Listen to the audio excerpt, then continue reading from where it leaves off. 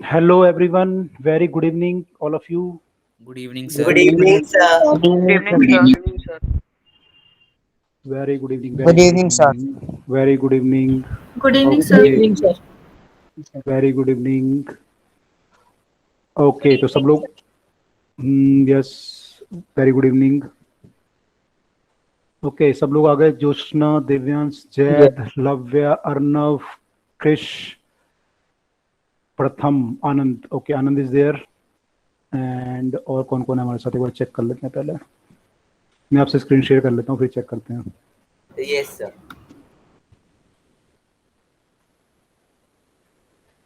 Okay,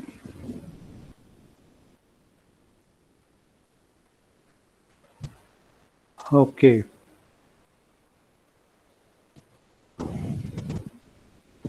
Mayank is there. उसके अलावा और कौन कर, मैं देख लूंगा सबके नाम. आप लोगों का पीटीएम वगैरह होने वाला है, मैंने सुना है. Yes, sir. sir. Yes, sir. Tomorrow. Yes, sir. Yes, sir. कल ही है. ओके. क्या सर? तो भाई पीटीएम वगैरह हो रहा है ना कुछ. सर कल फ्राइडे को है। कल है. Yes, sir. अच्छा, बड़ी क्या हो रहा है, टेंशन तो नहीं हुई किसी को. No, sir. No, sir. अच्छा, कहीं ऐसा सोच रहे हो कि पेरेंट को पता चल जाएगा कि. Sir, क्या?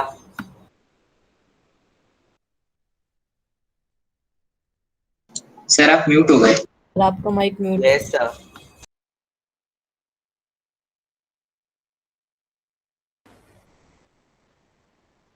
हेलो, आवाज आ रही है आप लोगों को. Yes, sir. Yes, sir. Yes, sir. Okay okay okay. अच्छा, तो मैं कह रहा था कि मैंने किसी को डर वर तो नहीं लग रहा ना. No, sir. No, sir. No sir. Okay, चलो आप लोग तो बढ़िया बच्चे हो ना, आपको नहीं लगेगा. चलो,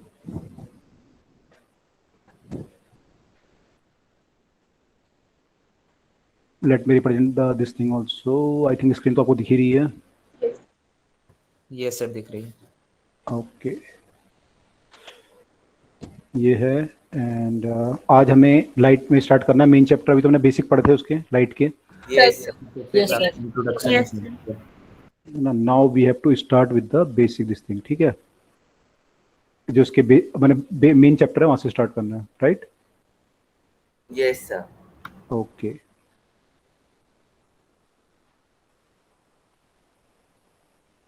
मेरे कैमरे में क्या शो हो रहा है. सर बैकग्राउंड और सा डाला हुआ है शायद से. यस सर, बैकग्राउंड लिख रहा है बस. अच्छा, बैकग्राउंड लिखा है. ये शायद किसी ने कुछ चेंज कर दिया कैमरे में. चलो, आई थिंक कैमरा यहाँ पे कुछ प्रॉब्लम है, तो मैं अभी क्लास कर लेते हैं, फिर देखेंगे कैमरे में क्या प्रॉब्लम है. Okay, sir. ठीक है, यहाँ पे कंप्यूटर चेंज किया गया एक्चुअली आज, तो आई थिंक सेटअप पूरा सा नहीं हुआ है. खैर, anyway. Yes sir. Okay okay okay. तो चलिए अभी स्टार्ट करते हैं मेन चैप्टर लाइट से. तो अब तक जो हमने पढ़ा वो दैट वाज मच बियॉन्ड आपके जो स्कोप है सिलेबस का, लेकिन हमने बेसिक पढ़ लिया थोड़ा बहुत, फिर भी आप लोगों के डाउट थे. अब हम आपके सिलेबस पे आते हैं, जो आपका मेन सिलेबस है वहाँ पे स्टार्ट करते हैं. ठीक है, तो लेट अस बिगिन. तो सबसे पहले हम स्टार्ट करते हैं कि लाइट जो होती है, रे होती है उसकी, उसको रे ऑफ लाइट बोलते हैं. वो क्या होता है.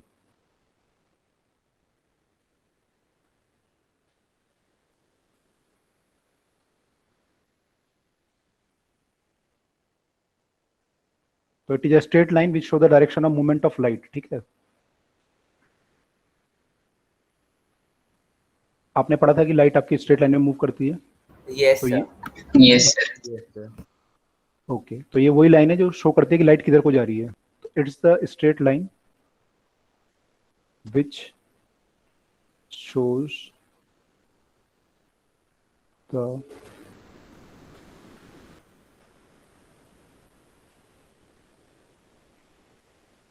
direction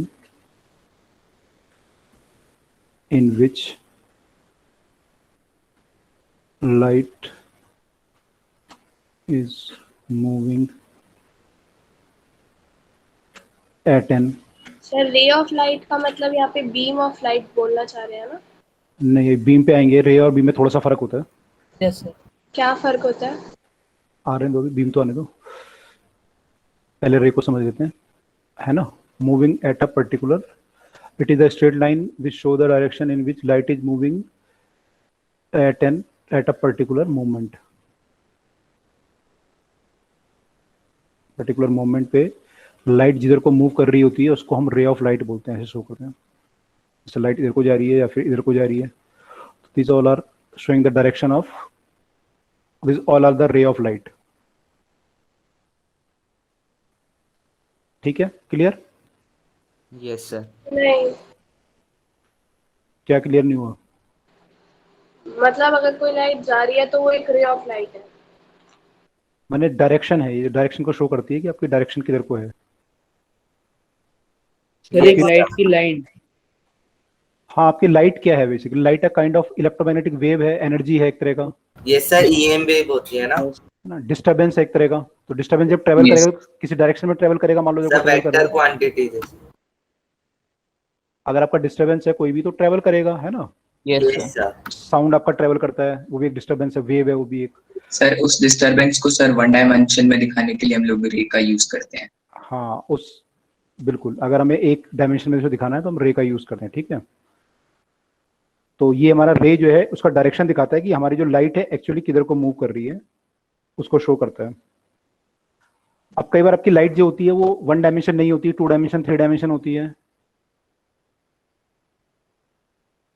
आपका। सर रे ऑफ लाइट मतलब डायरेक्शन ऑफ लाइट। हाँ, ray of light means direction of light, बिल्कुल। Okay sir. ठीक है, अब मान लीजिए कोई बल्ब है, अब बल्ब जो लाइट भेजेगा वो एक डायरेक्शन में भेजेगा नहीं, सब डायरेक्शन में भेजेगा ऐसे। यस सर सब डायरेक्शन। हर डायरेक्शन में। मैंने तो 2 डायमेंशन बनाया, लेकिन इनफिनिट रेज। हाँ बिल्कुल, मैंने तो एक्चुअली 2 डायमेंशन बनाया है ये, लेकिन it will be Yes, actually 3 dimensional अगर आप बनाएंगे तो। Yes sir. ठीक है, यस सर, जी डायमेंशन में भी फेंकेगा वो। बिल्कुल। और आप मान लो मिरर के आगे खड़े हो, तो मिरर के आगे जब आप खड़े होते हो तो आपकी जो रे लाइट आती है आपके फेस से या कहीं से, तो जाके पहले हम हिट करती है मिरर पे, तो अलग वो अलग रे। रिफ्लेक्ट होती है और वो उल्टी इमेज को हमारा ब्रेन सीधा कर देता है, जिससे हम देख पाते हैं। एक्चुअली जो रे होती हैं आपकी वो ऐसे जाके आपकी फिर, सॉरी सर वो रिफ्लेक्ट। हाँ मैं आ रहा हूँ, हाँ ये रिफ्लेक्शन, इमेज को सही कर देता है। It's reflection. Yes sir. तो मान लीजिए सबकी लाइट गई तो यहाँ से फिर यहाँ रिफ्लेक्ट होकर यहाँ चली गई। ठीक है, तो जब हम कई सारी रे लेते हैं तो हम उसको क्या बोलते हैं? बीम ऑफ लाइट बोलते हैं। तो beam of light is actually what? Beam of light is actually bundle of rays. ठीक है, multiple rays. Yes. Multiple rays, बिल्कुल। तो बंडल ऑफ रेज जो होता है उसको हम बोलते हैं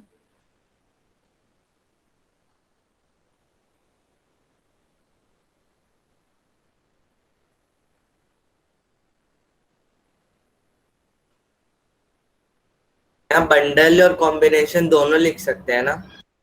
हाँ लिख सकते हैं, बिल्कुल कॉम्बिनेशन भी लिख सकते हैं। तो बंडल ऑफ रेज जो होता है उसको हम बोलते हैं बीम ऑफ लाइट। तो हम बोलते हैं कि बीम, एक लाइट का बीम आ रहा है, तो मतलब कई सारी रे आ रही हैं उससे, तो उसको हम बोलते हैं बीम। बीम। ठीक है, अब क्लियर हुआ सर आपको? रे ऑफ लाइट का तो मतलब वो हो गया Yes, sir. कि मतलब कोई डायरेक्शन लाइट। हाँ, कोई डायरेक्शन जिसमें रे जा रही है, लाइट जा रही है, तो उस डायरेक्शन को शो करने के लिए हम लोग एरो बनाते हैं, उस एरो को हम बोलते हैं रे ऑफ लाइट। सर क्लियर हो गया दोनों? डायरेक्शन होता है ना एनर्जी का। हाँ, एनर्जी का डायरेक्शन होता है। आप क्या बोल रहे हो? कोई और कुछ पूछ रहा था? सर क्लियर हो गया दोनों में डिफरेंस, लेकिन सर जब लाइट ट्रेवल करेगी तो बंडल में ही तो करेगी, मतलब सारी, तभी तो हमें दिखाई देगा। वो वाला एग्जांपल क्या होगा जब रे ऑफ लाइट ही होगी? रे ऑफ लाइट मतलब ऐसा कोई पर्टिकुलर डिस्टिंक्शन नहीं है, लेकिन जैसे हमारा लेजर बीम जो आपका होता है, तो लेजर बीम में यूजुअली हम रे ऑफ लाइट को उससे वो कर सकते हैं कोरिलेट। एक स्ट्रेट लाइन में ही मतलब लाइट का मतलब रेस का बंडल ट्रेवल नहीं कर रहा होता? बंडल यू कैन नॉट, हाँ कह सकते हैं बंडल। एक्चुअली बंडल और इसमें कोई बहुत ज्यादा वो नहीं है डिफरेंट। मैंने बीम ऑफ लाइट सर होता तो हर जगह सर बंडल ही प्रोपेगेट, लेकिन सर उसको समझने के लिए हमें पहले कुछ बेसिक कंसेप्ट तो बनाना पड़ेगा ना सर। जैसे हाँ। लाइन के लिए पॉइंट लेते हैं, लेकिन पॉइंट नो डायमेंशन में तो कुछ बन ही नहीं सकता। हाँ, आप बोलोगे कि पॉइंट तो मैं 0 डायमेंशन का पॉइंट कैसे ड्रॉ करोगे प्लेन पे, तो वो, तो यहाँ पे क्या जो रे आपकी है, रे एक्चुअली डायरेक्शन को शो कर रहा है कि डायरेक्शन इधर को है तो हमने रे बना दिया को, है ना। तो यहाँ इधर को बनाओ या इधर को बनाओ, तो बंडल और रे में कोई हमारे को ज्यादा फर्क नहीं पड़ रहा, डायरेक्शन तो यही आएगी। लेकिन जब आपकी ऐसा केस आ जाएगा तो उस केस में रे से काम नहीं चलेगा, एक रे से, उस केस में आपको कई सारी रे बनानी ही पड़ेंगी। तो वहां पे हम बोलेंगे बंडल ऑफ लाइट। तो हमारे बंडल ऑफ लाइट जो बेसिकली जहाँ पे हमारे को जरूरत पड़ती है वो तब जरूरत पड़ती है अगर आपका 2 डायमेंशन या 3 डायमेंशन में लाइट ट्रेवल कर रही हो यूजुअली। ये तो 1 डायमेंशन में भी बंडल होता है, ऐसा नहीं है 1 डायमेंशन में बंडल नहीं हो सकता है। अगर ऐसे आप दिखाओगे तो बंडल ऑफ, उसको बंडल ऑफ रेज बोलेंगे, इसको हम रे बोलते हैं। यस सर, जब हम कॉन्वेक्स कॉनकेव मिरर पर लाइट इमेज फॉर्मेशन का एक्सपेरिमेंट करते हैं तब सर क्या लेते हैं, बीम ऑफ लाइट या फिर रे ऑफ लाइट? बीम, एक रे से वो नहीं होगा ना, मैंने रेज ऑफ लाइट, रेज लेंगे यहाँ पे, एक रे से तो होगा नहीं, 2 आपको लेनी पड़ेगी कम से कम। यस सर, इंटरसेक्टिंग पॉइंट के लिए 2 चाहिए ना। 2 चाहिए ना आपको, तो वहां पे हम बीम बोलेंगे उसको फिर, ठीक है। उसे रे भी अगर हम अलग अलग रेज ले रहे हैं तो उसे भी हम बीम बोलेंगे। एक्चुअली हम क्या बोलते हैं एक रे ये जा रही है और एक रे ये जा रही है, इन दोनों को अलग अलग रे बोलते हैं। लेकिन अगर मैं कंबाइंड बोलूँ इसे तो बीम बोलूंगा मैं, बीम ऑफ लाइट, है ना। अगर मैं इनको बोलूँ कि क्या है तो मैं बोलूंगा बीम ऑफ लाइट है, ठीक है। Okay sir. ओके, और कोई डाउट किसी को इसमें? सर, बीम होने के लिए लाइट का सोर्स सेम होना चाहिए क्या, दोनों रेज का? बीम होने के लिए लाइट का सोर्स सेम होना चाहिए? नहीं, रेज है। कोई ऐसा जरूरी नहीं है कि सेम ही हो, डिफरेंस भी हो सकता है। Okay sir. ठीक है, चलिए, तो ये तो अभी बेसिक चीज है। अब देखो बीम आपका जो होता है लाइट का, वो बीम कई बार आपको ऐसा दिखेगा जब कहीं से निकल रहा होगा सोर्स से, और कई बार ऐसा होगा कि बीम जाके कहीं पे मिल रहा होगा, एक जगह पे फोकस हो रहा होगा।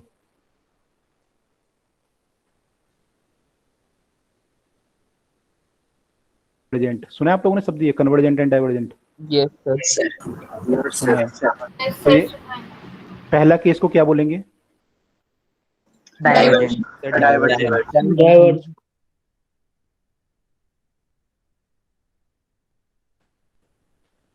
और ये वाला आपका कन्वर्जेंट, ये एक जगह पे कन्वर्जेंट। उसके अलावा अगर आप बोलोगे तो स्ट्रेट लाइन हो सकता है, तो ना डाइवर्जेंट है ना कन्वर्जेंट है, पैरेलल है, स्ट्रेट बीम बोल सकते हैं। डाइवर्जेंट बीम तो पता है इसका एग्जांपल, कन्वर्जेंट बीम के? कन्वर्जेंट बीम के जैसे आपका मान लो लेंस है कोई और आपने कोई लाइट भेजी, तो ये लाइट आपकी जाके एक जगह पे फोकस हो जाती है ऐसे, तो ये कन्वर्जेंट केस हो गया, है ना। सर, कनकेव मिरर्स कंसंट्रेट हो रही है। क्या हो रहा है? वॉइस वाइब्रेट हो रही है सर, कंसंट्रेट, कंसंट्रेट, हाँ कंसंट्रेट हो रही है बिल्कुल कन्वर्जेंट में, मैग्नीफाइंग ग्लास करता है।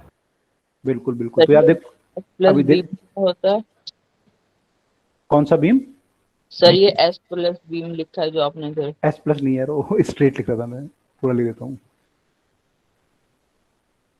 स्ट्रेट बीम ये लिख रहा था मैं, ठीक है। यस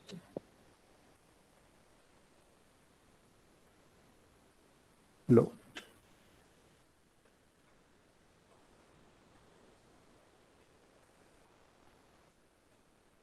सर, पैरेलल बीम ज्यादा सही शब्द होगा ना, स्ट्रेट तो सर सारी लाइट्स हैं, रेज हैं। स्ट्रेट माने एक दूसरे के, हाँ बोल सकते हो, पैरेलल बोल सकते हो, parallel beam of rays usually, हाँ पैरेलल भी लिखा रहता है, स्ट्रेट भी लिखा रहता है कई बार, लेकिन पैरेलल यूजुअली पैरेलल लिखा रहता है।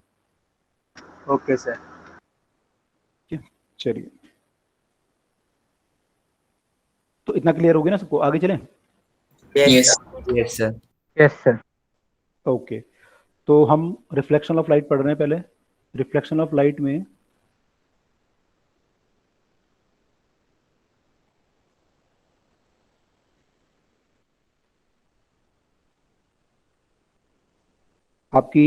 आपको जानना पड़ेगा कि इंसिडेंट बीम क्या होता है, इंसिडेंट रे क्या होती है, रिफ्लेक्टेड रे क्या होती है और नॉर्मल क्या होता है ना। तो मान लो कोई सरफेस है आपका, कोई मिरर है या कोई सरफेस है, इस पे लाइट आके गिरी, एक रे मान रहा हूँ मैं, ये रे आई, टकराने के बाद ये रिफ्लेक्ट हो गई, सेम मीडियम में अगर वापस चली जाती है उसे रिफ्लेक्शन बोलते हैं।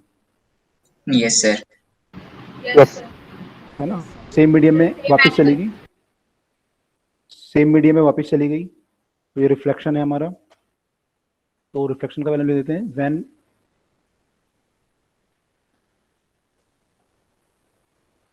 ray of light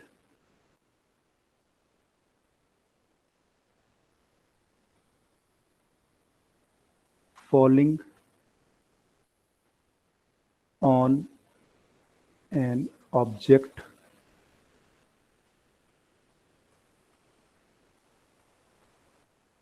returns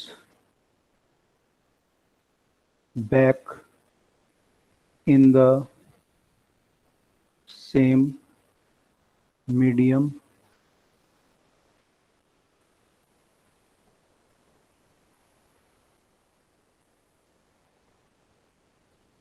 the phenomenon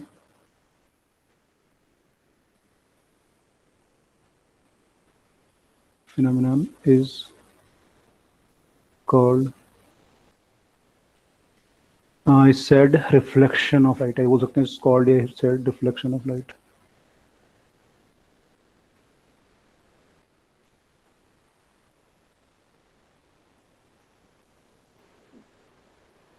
जिस मीडियम में आई उसी मीडियम में वापस चली गई। हाँ, जिस मीडियम में आई उसी में वापस चली जाए अगर तो उसको रिफ्लेक्शन। मतलब अगर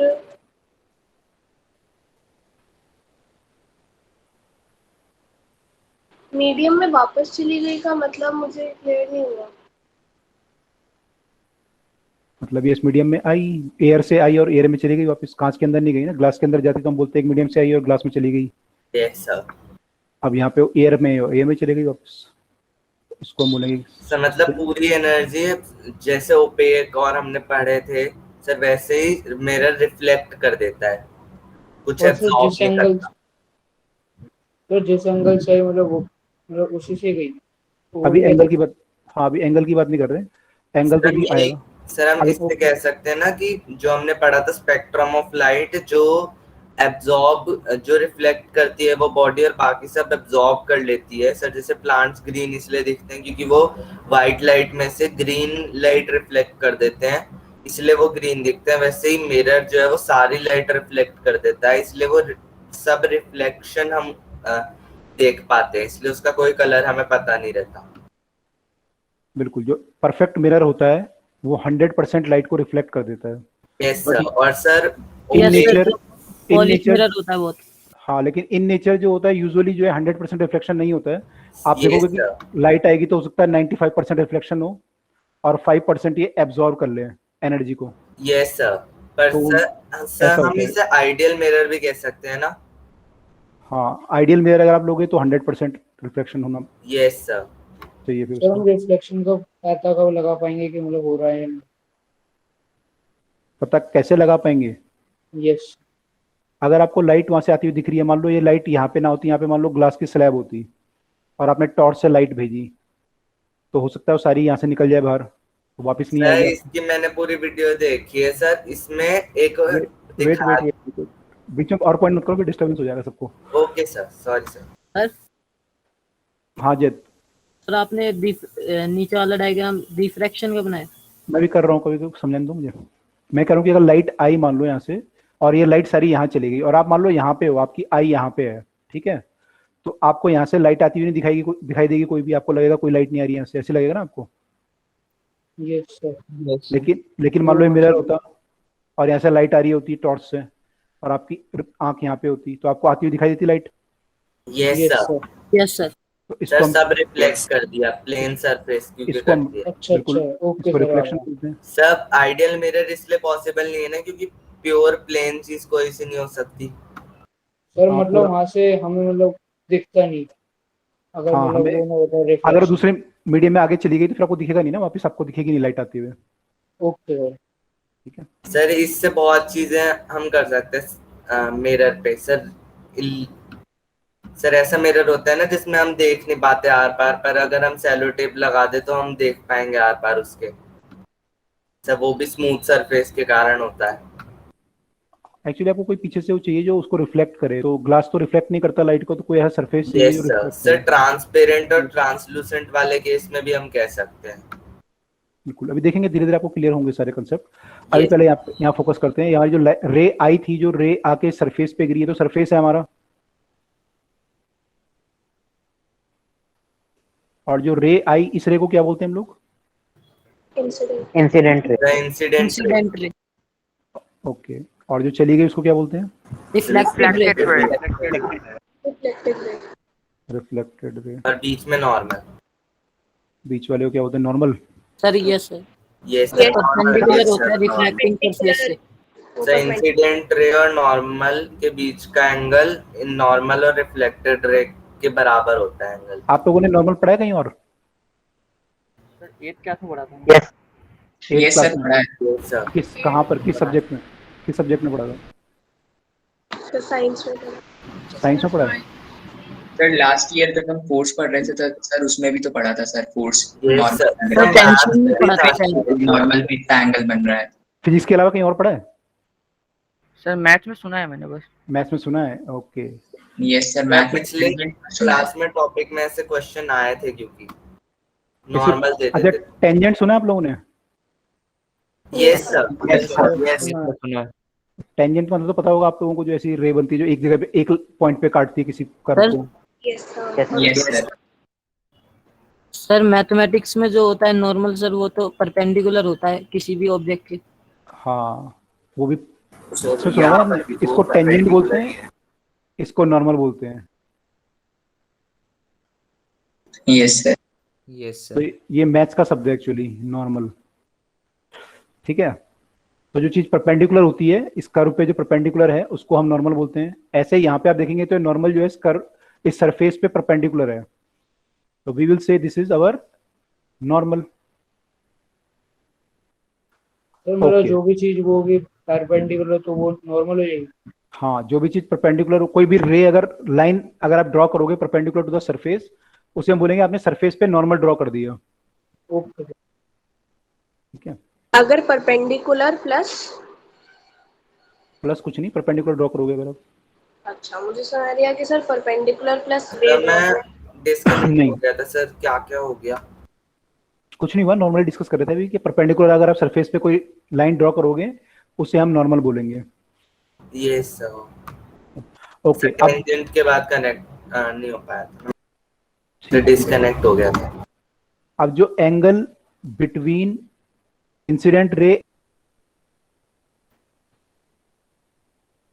यानी कि ये वाला एंगल, सर वॉइस ब्रेक हो रही है आपकी। यस सर सर, आपकी स्क्रीन आज फ्रीज हो गई। Yes sir. Yes sir sir, screen freeze हो रही है।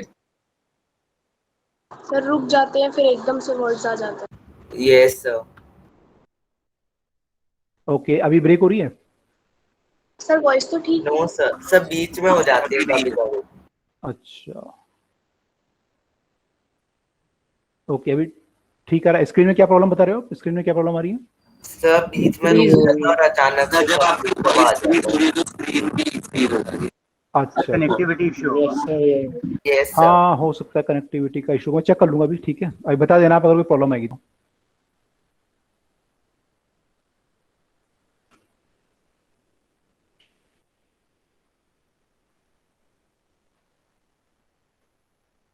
इसको क्या बोलते हैं?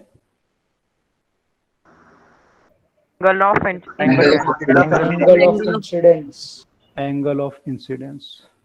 और इसको आई से रिप्रेजेंट करते हैं, small I. Yes sir, small है उसके ऊपर डिग्री का साइन। तो इसको आई से रिप्रेजेंट करते हैं। ठीक है, तो यहाँ पे हमने ये बनाया, इसको बोलेंगे एंगल ऑफ इंसिडेंस। जो इन दोनों के बीच में एंगल होगा, नॉर्मल और इंसिडेंट रे जो एंगल बनाएंगे आपस में, उसको हम बोलेंगे एंगल ऑफ इंसिडेंस। ठीक है, सर उसके ऊपर डिग्री वाला नहीं आता बना हुआ? डिग्री वाला नहीं, ऐसा जरूरी है, डिग्री वाला नहीं बनाते हम यूजुअली। सर मैंने आयोटा की तरह साइन बन जाता है। आई लिखते हैं केवल, हाँ, आयोटा की तरह आई लिखते हैं केवल। सर तो ऐसा कब होता है कि एक रे जो है वो आती दूसरे मीडियम में और जाती दूसरे मीडियम में? अभी तो देखा था हमने, आपको बताया भी था पहले, उससे पहले हमने डायग्राम बनाया दोबारा, और जैसे एयर और ग्लास में होता है। एयर और ग्लास वाला अभी तो बनाया था। एकदम से बारह में जाती यस सर, रिफ्रैक्शन में होता हाँ, अगर रे मान लो एयर से आई और वाटर में चली गई, या एयर से आई और ग्लास में चली उससे गई। हमें पता भी नहीं पास चलता। बैंड। पेंसिल के लिए यूज करते थे ना, डेंसिटी के कारण होता था ये। यस सर, मीडियम चेंज होने के बाद बेंड हो जाती है। वो तो खैर अभी देखेंगे बैंड। मैंने एक मीडियम से दूसरे मीडियम में जा सकती है रे। अच्छा इसको क्या बोलते हैं? Sir angle of reflection. Angle of reflection.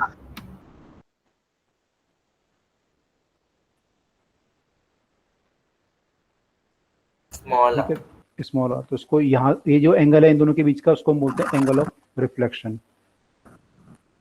ठीक है, और इसको क्या बोलते हैं? Origin, origin. Point of incidence, point of incidence. जहाँ पे आपकी रे गिरी है सरफेस पे, उसको बोलते हैं पॉइंट ऑफ Yes. यहाँ इंसिडेंस। पर मुझे इंसिडेंट रे तो एक तरह से इंसिडेंट रे और रिफ्लेक्शन रे जहाँ से कनेक्ट होते हैं। सर या इंसिडेंट रे जहाँ पे सरफेस को कट कर रही है, उसको हम बोलेंगे पॉइंट ऑफ इंसिडेंस। यस, क्या पूछ रहे हैं? सर पॉइंट ऑफ रिफ्लेक्शन क्यों नहीं बोलते, इंसिडेंसी क्यों बोलते हैं? इसके पीछे कुछ रीजन है क्या? नहीं, ऐसा कोई रीजन नहीं है, उसका नाम शुरू से इंसिडेंस ही है, ऐसा कोई पर्टिकुलर रीजन नहीं है। Okay sir. ओके, चलिए आगे चलें। Yes yes sir. ओके, अब जो रिफ्लेक्शन होता है, ये रिफ्लेक्शन है। रिफ्लेक्शन दो तरह का हो सकता है। एक आपका होता है, अभी हम लॉ भी पढ़ेंगे रिफ्लेक्शन के। तो रिफ्लेक्शन आपका दो तरह का हो सकता है। एक होता है रेगुलर रिफ्लेक्शन, और एक इरेगुलर। और एक होता है इरेगुलर।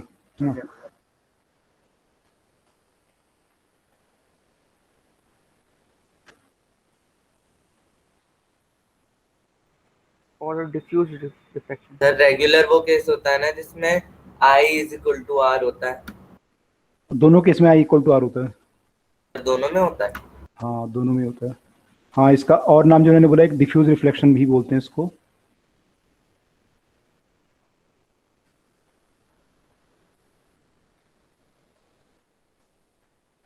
अब दोनों में फर्क क्या होता है? पहले डायग्राम बनाता हूँ।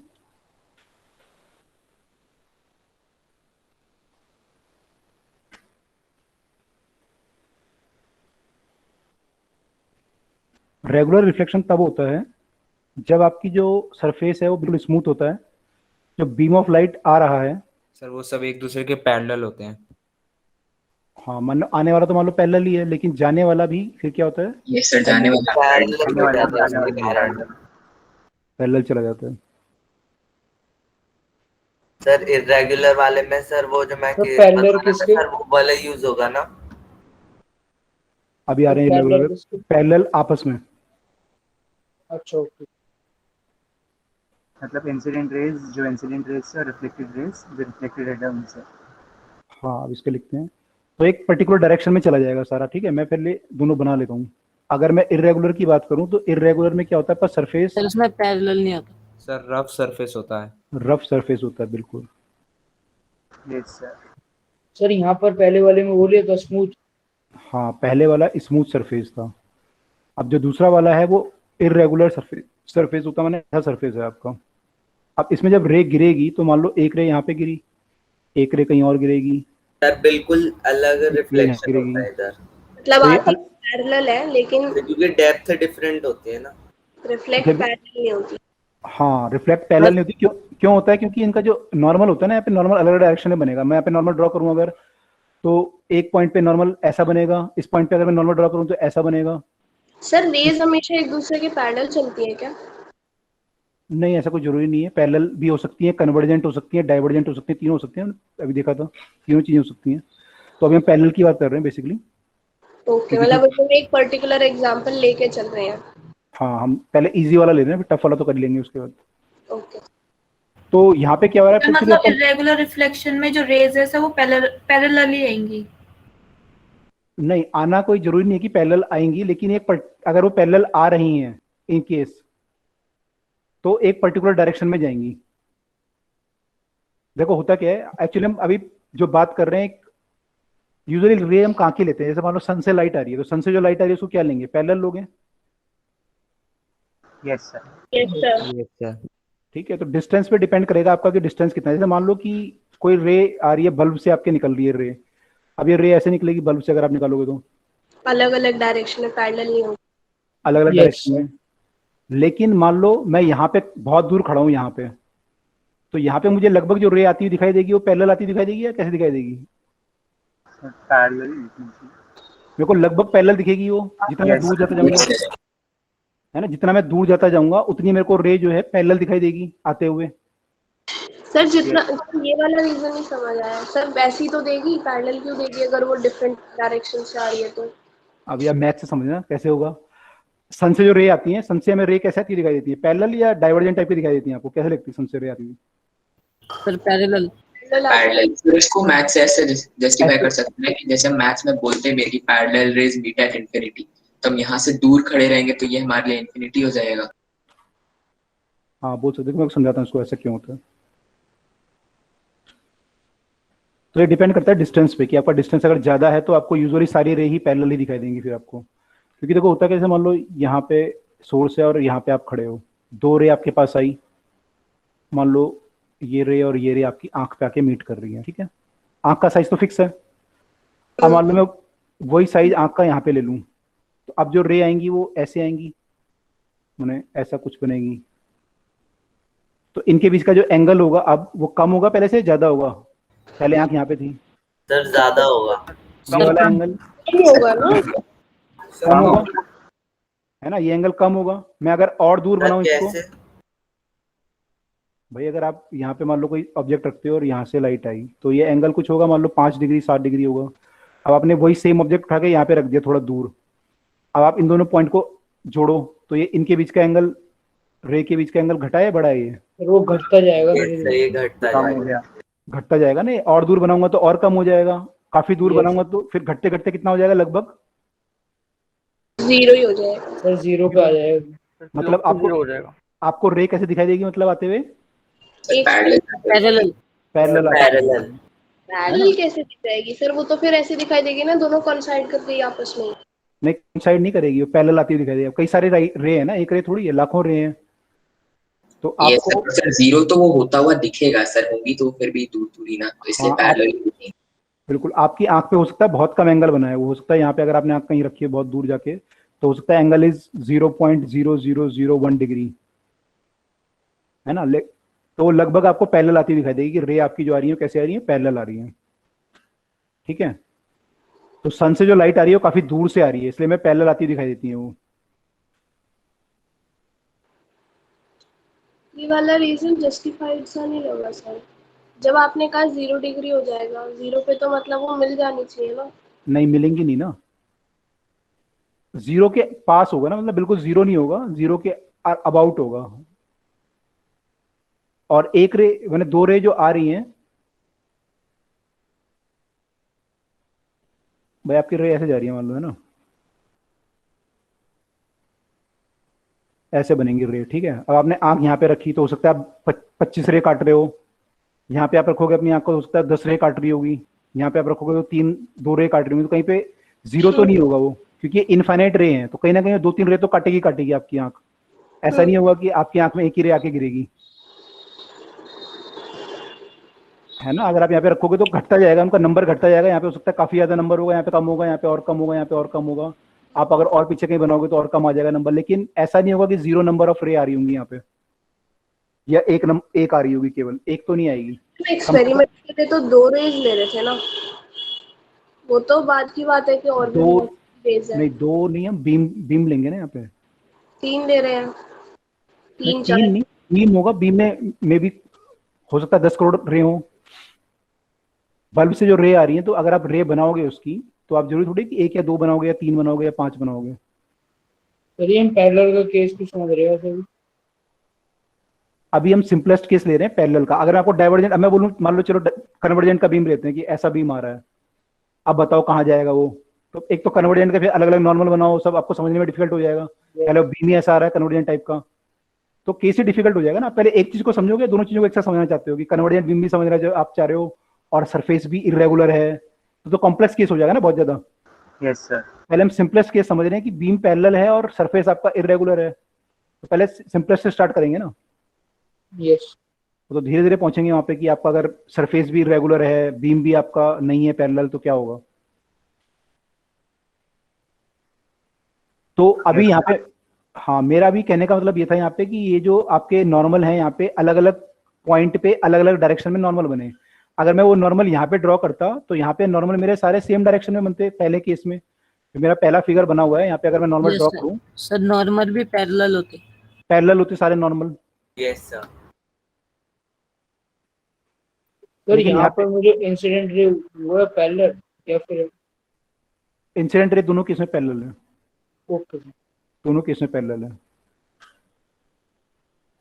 इस केस में भी पैरेलल है और इस केस में भी सर पैरेलल ये है। भी कह सकते हैं ना I1 is equal to I2 होगा रेगुलर में, और इरेगुलर में I1 is not equal to I2। हाँ अभी आ रहे हैं उसमें, जो हमारा एंगल होता है, अभी अब लॉ ऑफ रिफ्लेक्शन पढ़ेंगे हम लोग, तो ये दोनों एंगल आपस में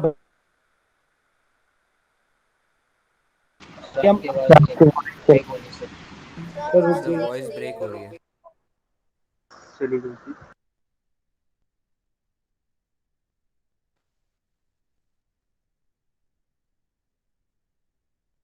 हाँ अब आ रही है आवाज। Yes sir. Yes sir. बीच में स्क्रीन फ्रीज हो गया था। स्क्रीन फ्रीज हो गया। अच्छा ओके। ओके चलो ठीक है। तो मैं ये कह रहा था आपको कि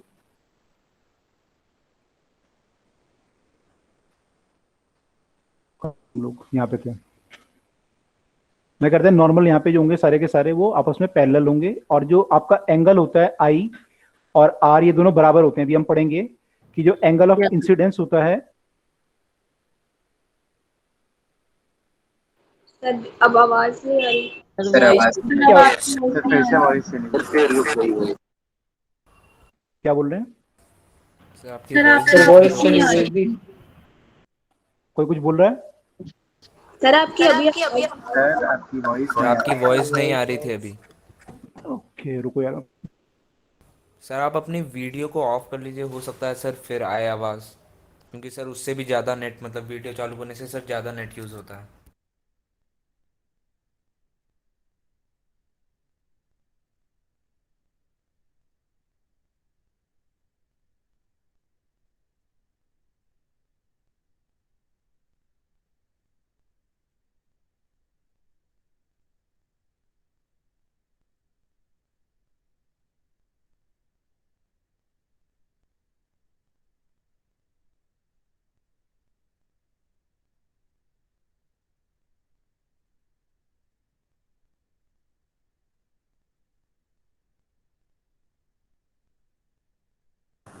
आप कुछ बोल रहे हो क्या?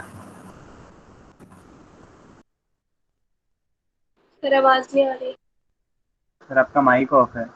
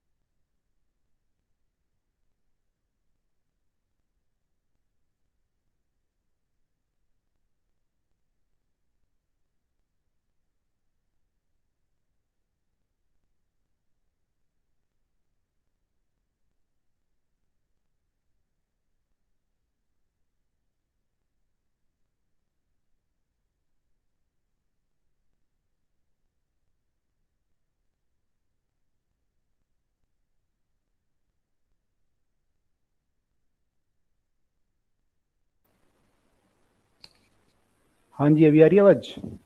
Yes sir. Yes okay okay. आज यहाँ बड़ा डिस्टर्बेंस हो रहा है। सर आ रही है। ओके तो मैं आपको ये बोल रहा था आप लोगों को कि जो एंगल ऑफ इंसिडेंस होता है आई। नहीं आ रही। स्क्रीन शेयर ओके अच्छा ये हट गया होगा स्क्रीन शेयर से।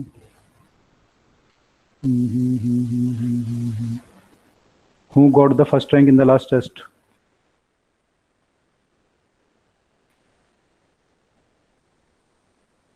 Okay. सर अब हो रही है स्क्रीन शेयर। अब हो रही है? Yes Okay. सर। तो आई वाज सेइंग कि जो एंगल ऑफ इंसिडेंस होता है हमारा I और जो एंगल ऑफ रिफ्लेक्शन होता है R, ये दोनों बराबर होते हैं, अभी हम पढ़ेंगे, ठीक है। किसी भी रिफ्लेक्शन में जब भी रिफ्लेक्शन होगा ये दोनों एंगल हमेशा बराबर होते हैं हर केस में, ठीक है। Sir Yes, sir. जैद ने क्वेश्चन भेजा है, what is the difference between corpuscles of light which is given by Newton and photons? ये तो यार बेसिक थ्योरी पे जाना पड़ेगा, वो हमारी थ्योरी से बियॉन्ड है, देखेंगे, चलो उसको डिस्कस कर लेंगे कभी। सर पूछा क्या है? मैंने न्यूटन ने जो थ्योरी दी थी और जो मॉडर्न थ्योरी है उसमें क्या फर्क है दोनों में। Okay sir. सर मतलब है तो दोनों लाइट की एनर्जी, पर फर्क क्या रह गया, नाम अलग अलग क्यों दिया? नहीं, अलग अलग नाम नहीं दिए थे उसने एक्चुअली कुछ और बोला था ना, उसने बोला था कि अलग अलग लाइट के जो कलर वो फोटोन होंगे, मैंने फोटोन उनके जो पार्टिकल होंगे अलग अलग तरह के होंगे, उसने ऐसा कुछ बोला था न्यूटन ने। तो बाद में ऐसा कुछ प्रूव नहीं हुआ था ना, फिर तो उसकी थ्योरी गलत प्रूव हो गई थी ना बाद में। Yes sir. तो वो सब अलग डिफरेंस है, ठीक है। चलो, तो what I was saying here कि यहाँ पे जो आपका एंगल है ये वाला, ये एंगल ऑफ इंसिडेंस है तीनों केस में, ठीक है। तो ये तीनों बराबर होंगे इस केस में, क्योंकि पैरेलल रे आ रही है तो सारे एंगल बराबर आएंगे, ये angle of incidence. Yes, sir. तो आपका एंगल ऑफ रिफ्लेक्शन भी बराबर आएगा तीनों केस में। Yes sir. Yes, sir. अगर ये बराबर आएंगे उसका मतलब क्या है कि आपके जो रे होंगी वो पैरेलल ही जाएंगी रिफ्लेक्ट होने के बाद, ये बोल सकते हैं हम लोग। Yes sir. तो रे आपकी रिफ्लेक्ट होने के बाद पैरेलल ही जाएंगी, ठीक है। लेकिन यहाँ पे अगर आप सेकंड केस देखोगे तो सेकंड केस में आपके नॉर्मल अलग अलग हैं। Yes sir. तो है ना, अलग अलग हैं, तो एंगल ऑफ इंसिडेंस भी अलग अलग होगा तीनों केस के लिए। Yes yes sir. अलग अलग होगा तो एंगल ऑफ रिफ्लेक्शन भी डिफरेंट डिफरेंट आएगा सबका। Yes sir. Yes sir. तो रे आपकी फिर क्या होगा, पैरेलल नहीं जाएगी, इधर उधर कहीं और किसी और डायरेक्शन में ऐसे हो सकता है चले जाए। तो इस रिफ्लेक्शन को क्या बोलते हैं हम, सेकंड केस को? Irregular reflection. इर्रेगुलर जहाँ रिफ्लेक्शन। पर सर रिफ्लेक्टेड रे वो नहीं होगी ना पैरेलल, जहां पर रिफ्लेक्ट, हाँ, एक पर्टिकुलर डायरेक्शन में पैरेलल नहीं जाएगी, उसको हम बोलेंगे इर्रेगुलर रिफ्लेक्शन, वहां पर हो रहा है। अब समझ में आया सबको? Yes sir. Yes sir. Sir glance angle भी सेम होंगे ना? हाँ सर इरेगुलर रिफ्लेक्शन में नॉर्मल जो होता है वो सरफेस के होता है परपेंडिकुलर। वेट क्या इरेगुलर में क्या होता है? सर इरेगुलर रिफ्लेक्शन में नॉर्मल जो सरफेस है उसके परपेंडिकुलर होता है। हाँ, नॉर्मल का मतलब ही वही है, नॉर्मल का मतलब ही नॉर्मल है, नॉर्मल का मतलब परपेंडिकुलर ही होता है। ओके सर, डायग्राम में नहीं समझ रहा सर इसका यही तो मतलब है कि I1 I2 और I3 रेगुलर में सेम होंगे जबकि इरेगुलर में डिफरेंट होंगे। हाँ, इरेगुलर में नॉर्मल डिफरेंट है। मतलब ही परपेंडिकुलर है, तो इरेगुलर वाले में ये थोड़े एंगल्स में नहीं बने हुए हैं, 90 डिग्री तो नहीं लग रहा। ऐसे है ना सरफेस आपका? सर बीच में होगा नहीं? तो अगर मान लो मैं यहाँ पे नॉर्मल ड्रॉ करूँ तो ऐसा ड्रॉ होगा, वो सरफेस भी तो वैसे इस पॉइंट पे ड्रॉ करूंगा तो ऐसे बनेगा नॉर्मल परपेंडिकुलर। यस सर वो हम पूरे उस स्पेसिफिक रे को देखना पड़ेगा ना। इस पॉइंट पे ड्रॉ करूंगा तो ऐसा बनेगा, तो हर पॉइंट पे नॉर्मल की डायरेक्शन अलग होगी ना। वो तो सरफेस भी तो वो है ना, जो इरेगुलर और वो पैरेलल नहीं है। बिल्कुल बिल्कुल, यहाँ पे सरफेस जो है वो इरेगुलर है, इसलिए नॉर्मल आपके अलग अलग डायरेक्शन में बनेंगे, ठीक है। Yes sir, irregular reflection irregular surface पे ही होता है। और क्या बोल रहे थे, कोई कुछ बोल रहे हो? No sir. ठीक है, नॉर्मल का मतलब परपेंडिकुलर, नॉर्मल का नाम मतलब उसका दूसरा नाम है, परपेंडिकुलर का नाम ही नॉर्मल है दूसरा। Yes sir. सर इसका ये भी कह सकते हैं ना, क्योंकि हो नहीं सकते I1 I2 और I3 इरेगुलर में, क्योंकि कुछ में ज्यादा ही एंगल बन जाएगा रेगुलर नॉर्मल और उनके बीच में, तो ज्यादा भी हो सकता है। बिल्कुल, अलग अलग पॉइंट सरफेस पे अलग अलग पॉइंट हैं, वो अलग अलग आपके उस पे हैं, सर ऐसा भी कोई केस होता है जिसमें इरेगुलर सरफेस हो पर I1 I2 और I3 सेम हो? हाँ हो सकता है, अगर आप रे को पर्टिकुलर कुछ मैंने फिक्स रे को पकड़ के कहीं डाल दें, अगर कि मैं एक रे को यहाँ डालूंगा दूसरी को यहाँ डालूंगा, ऐसा कुछ बना दें आप, दूसरी को यहाँ। यस सर, उनमें एंगल भी ज्यादा दूर नहीं, सेम ही उससे जाएंगे, और नॉर्मल जब बीच में खींचेंगे वो सर नहीं, नॉर्मल वो ना हो, पैरेलल ना हो नॉर्मल, और ना कोई I1 I2 I3।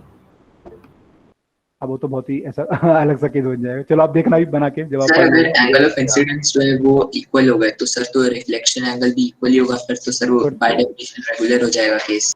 बिल्कुल, फिर तो वो रेगुलर वाला केस हो जाएगा।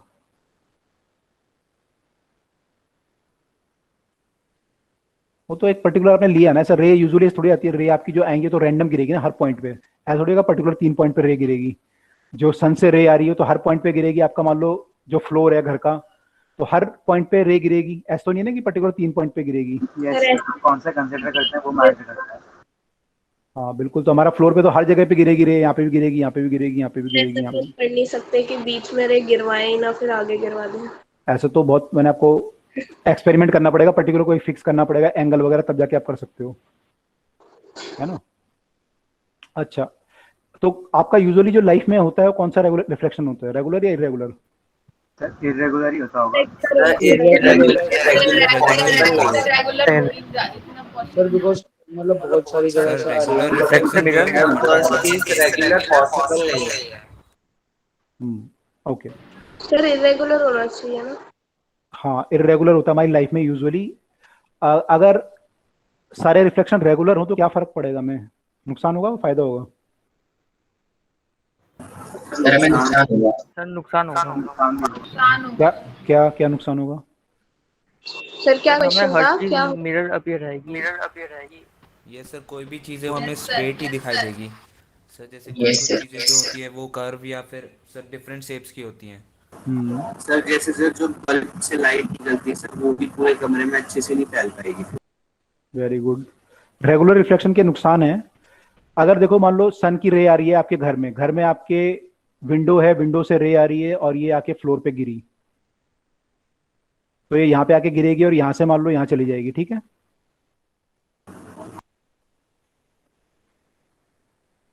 तो सारी रे यहाँ चली गई, जैसे और बाकी घर में कुछ रहेगा। ये आपको ये वाला पोर्शन क्या दिखेगा, बहुत ब्राइट दिखेगा। Yes sir.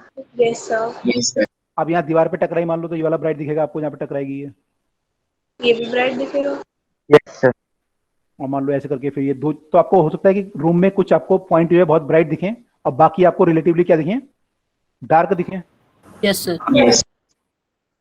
लेकिन जब क्वेश्चन क्या था जो आपने पूछा था सर? वॉइस एको हो गई थी, मुझे तो सुनाई नहीं दिया। क्वेश्चन ये था कि रेगुलर रिफ्लेक्शन के क्या डिसएडवांटेज है। सर वो ब्राइट सर इसलिए दिख रहा है ना क्योंकि सारी मतलब एक ही पॉइंट पे पड़ रही है। सर पर डिसएडवांटेज सर कंसंट्रेट हो रही है ना सब ब्राइट कर रहे वो हो रही है।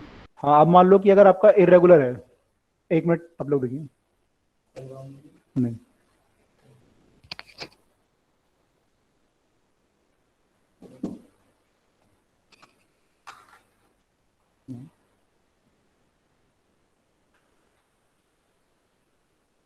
तो इरेगुलर में क्या होगा बताओ? सर इरेगुलर में फिर उसकी मतलब क्योंकि वो हर जगह डिफरेंट एंगल बन रहे हैं ना, तो इसकी वजह से वो पूरे रूम में अच्छे से स्प्रेड हो जाएगी। यस सर, हर एक पॉइंट पे पहुंच जाएगा। यस सर, इवन दिखेगा हमें सब कुछ।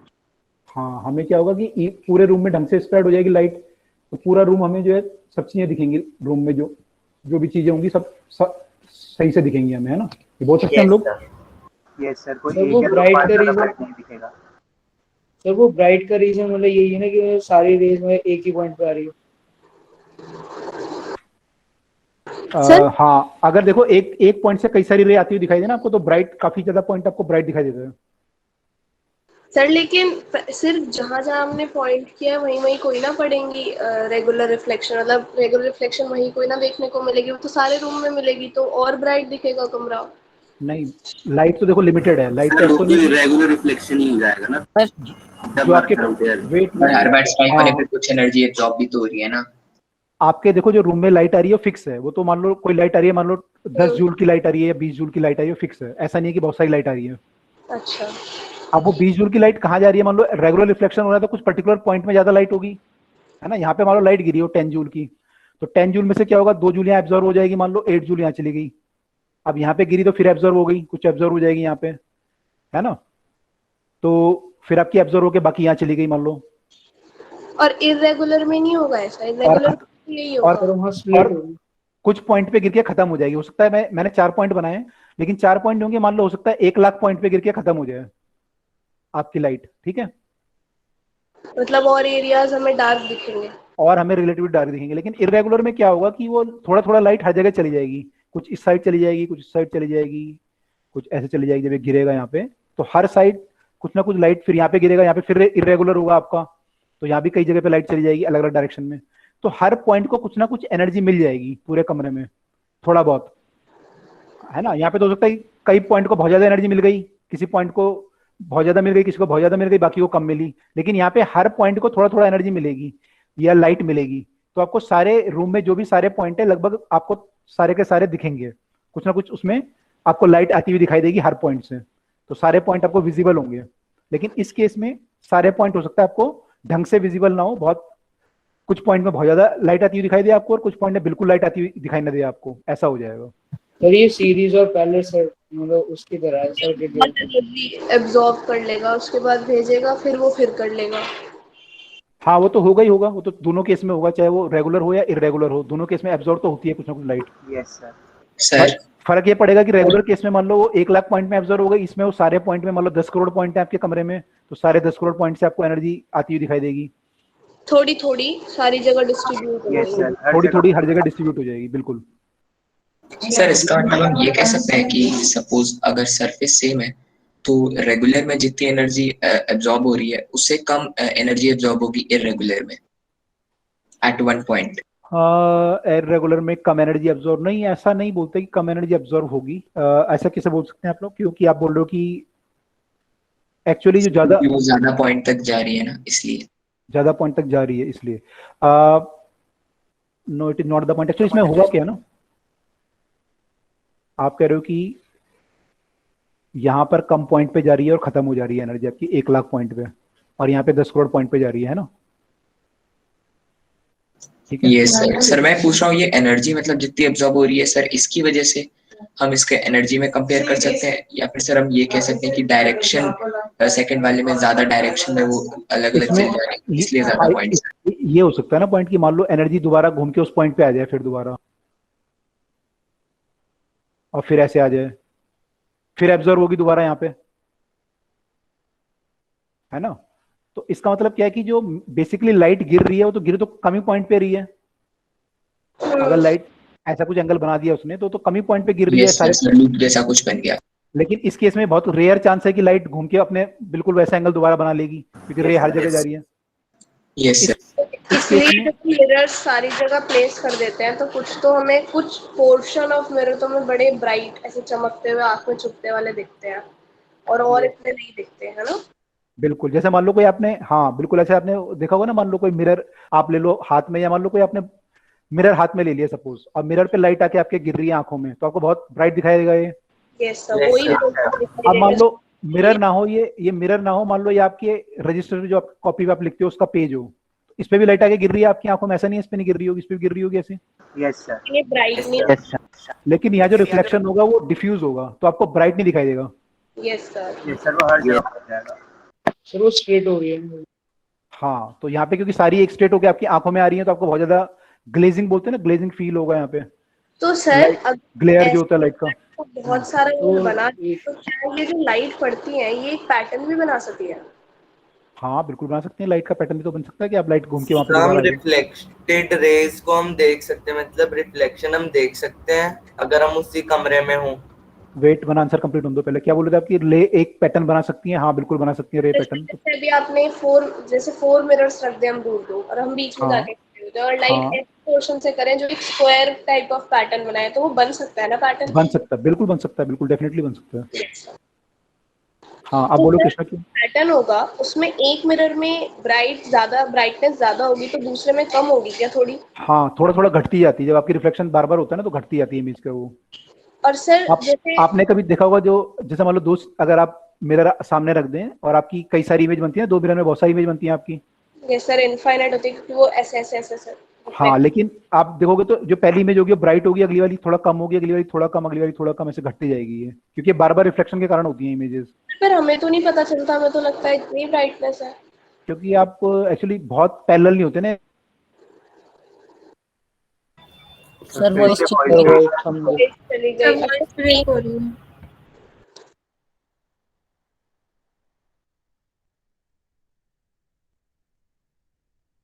हाँ,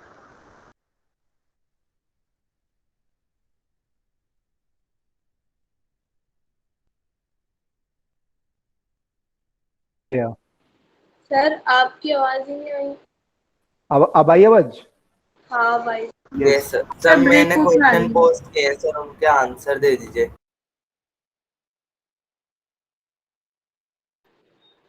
सर मैंने उसमें डाले हैं सर, क्वेश्चन वाले में। सर आपका माइक ऑफ है। हाँ मैं कह रहा हूँ ये क्लियर हो गया आपको, पर्टिकुलर पॉइंट वो बना सकती है, रे जो है पर्टिकुलर पैटर्न बना सकती है। मुझे आगे से नहीं दिया था आपने, ब्राइटनेस का क्या रीजन बताया था? अभी देखेंगे आगे जब क्वेश्चन आप करेंगे ना, धीरे धीरे आपको समझ में आएगा थ्योरी सब। कि हमें सब ब्राइटनेस होती हुई इतनी क्यों नहीं दिखाई देती है मतलब? हमें ब्राइटनेस में डिफरेंस क्यों नहीं दिखाई देता? हाँ सर हमें तो ऐसे ही लगता है ना जैसे वो क्योंकि वैसे इसलिए नहीं दिखाई देता क्योंकि में डिफरेंस बहुत कम कम होता है। मान लो 1% का फर्क आया, फिर 1% का फर्क आया, तो आपकी आंख डिस्टिंग्विश नहीं कर पाती। लेकिन अगर आप बहुत ध्यान से देखोगे, मान लो अपने 20th इमेज और फर्स्ट इमेज को कंपेयर करोगे तो दोनों की ब्राइटनेस में फर्क होगा। Okay sir. कृष्णा क्या आपने कहाँ भेजा डाउट? एक का मिनट। सोर्स मतलब वो हमेशा ट्राइंगल। देते ही रहे, लाइट का सोर्स हम क्लोज ही ना करें तब नहीं, तब भी लाइट का सोर्स क्लोज नहीं होता। लाइट तो एक बार चली गई रे तो उसके कारण रे बनती है ना। फिर लाइट का सोर्स कैसे होगा? मतलब बल्ब से लाइट आ रही है तो कंटिन्यूअस रे आपकी बनी रही है ना। जैसे मान लो बल्ब आपने जलाया तो आपकी इमेज दोनों मिरर में दिखने लगी, ठीक है? तो बल्ब से लाइट आ रही है, कंटिन्यूअस आपकी इमेज दिख रही है। अगर आप बल्ब बंद कर दोगे इमेज दिखना बंद हो जाएगा। ऐसा नहीं है ना कि बल्ब से अगर कंटिन्यूअस लाइट आ रही है तो आपकी इमेज जो है फिर और ज्यादा ब्राइट होती जाएगी, ऐसा तो नहीं होगा, नहीं। है ना? तो उसी टाइम की जितनी लाइट आ रही है उतना रिफ्लेक्ट होती जा रही है, आपको इमेज दिख जाएगी बस। कृष्ण क्या बोल रहे थे आप? सर वो आपने कहा ट्राइंगल पे भेजो सर, ट्राइंगल। मैंने क्वेश्चन सर वो ट्रायंगल, स्क्वायर और सर्कल पे मैंने क्वेश्चन भेजे Q&A वाले सर में। क्वेश्चन आंसर दो। सबसे ऊपर होंगे वो। ट्राइंगल सर वो स्क्वायर ट्रायंगल वाले में, ट्रायंगल वाले में। सर अब ट्राइंगल मैसेज चले गए। क्वेश्चन इस वाले में? Answer. Yes sir, yes sir, ये नया वो है क्या कुछ? यस सर आएंगे। क्या क्वेश्चन है? Is possible that the incident ray are parallel but I1 is not equal to I2? No, it's not possible. I1 हमेशा I2 के बराबर होगा, चाहे इंसिडेंट रे पैरेलल हो या ना हो, उसे कोई मतलब नहीं होता। I1 इक्वल टू I2 के बराबर I इक्वल टू R होता ही होता है, ये लॉ ऑफ रिफ्लेक्शन है। सर मुझे सर एक क्वेश्चन पूछना। हाँ यस जैद, अब बोलिए। सर जितने भी रिफ्लेक्टिंग सरफेस है वो सारे फॉलो करेंगे लॉ ऑफ रिफ्लेक्शन? हाँ, कोई भी रिफ्लेक्टिंग सरफेस होता है वो लॉ ऑफ रिफ्लेक्शन फॉलो करते हैं।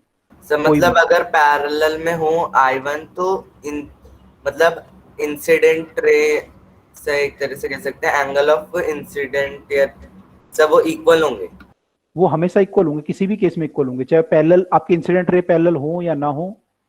No angle sir, of incident, reflection वाले के नहीं सर, I1 I2 वाले में।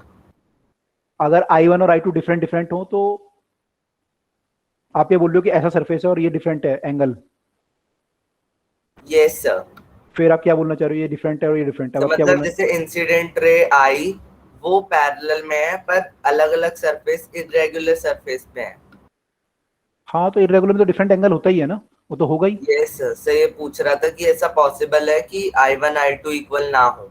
वो तो होगा ही। जैसे मान लो आपने यहाँ पैरेलल रे बनाओगे, अगर आप इस नॉर्मल पे डालो और इस वाले नॉर्मल पे डालो तो आपको क्या लगता है दोनों एंगल बराबर होंगे? No sir. नहीं होंगे, ऑब्वियसली नहीं होंगे वो तो। सर एक मेरा ये था जो मैंने पूछा था कि इन एंगल ऑफ रिफ्लेक्शन इक्वल हो, यानी R1 और R2 इक्वल हो पर रिफ्लेक्टेड रे जो है वो पैरेलल नहीं हो। हाँ हो सकता है। इस केस में मान लो आपकी दो R1 और R2 पैरेलल, मान लो यहाँ पे एंगल दोनों बराबर हो, ये मान लो ये एंगल R1 और कहीं और का एंगल R1 बराबर, मान लो ये एंगल बराबर हो जाए, तो तब भी हो सकता है कि दोनों रे आपस में पैरेलल ना हो दोनों, क्योंकि अलग अलग पॉइंट से रिफ्लेक्ट हुई हैं। ये से यानी ये भी हो सकता, ये तो हो नहीं सकता ना, एक चीज पॉसिबल नहीं हो सकती कि अगर इंसिडेंट रे पैरेलल हो तो जो रिफ्लेक्टेड रे होंगी वो तो इक्वल होंगी ना। वो इक्वल मतलब पैरेलल? ये सब पैरेलल रेगुलर रिफ्लेक्शन के केस में होंगी। अगर जैसे यहाँ पे रेगुलर में अभी देखा तो हमने, ये रेगुलर में ये पैरेलल रे आई, लेकिन जाने वाली रे तो पैरेलल नहीं थी ना। Okay sir, thank you sir. Okay, Zaid आपका क्वेश्चन क्या था? सर मैंने तो पूछ लिया। हो गया clear? Yes sir. Okay. Sir आप वेव ऑप्टिक्स भी पढ़ोगे? नहीं कहाँ पढ़ रहे हो? वेव ऑप्टिक्स अभी पढ़ने लगे? वेव ऑप्टिक्स यस सर, पढ़ी थी थोड़ी। सर वैसे पढ़ा दो। क्या पढ़ा आपने वेव ऑप्टिक्स में?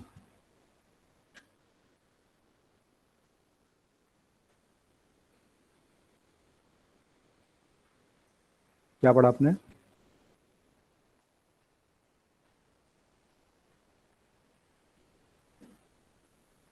जैद आवाज आ रही है आपको? कैसा आ रही है? ओके, क्या पढ़ा रहे? पूछा वेव ऑप्टिक्स में क्या पढ़ा? ध्यान नहीं है? सर आवाज नहीं आ रही। हाँ, मैं कह रहा हूँ कि आपने वेव ऑप्टिक्स में क्या पढ़ा है? सर वो पढ़ा था थोड़ा पोलराइजेशन। ओ, पोलराइजेशन पढ़ा आपने? ये समझ में आ गया पोलराइड वगैरह? यस सर, थोड़ा बहुत आ गया था। Law of Malus? सर अभी तो सर बेसिक ही पढ़ा था बिल्कुल। ओके,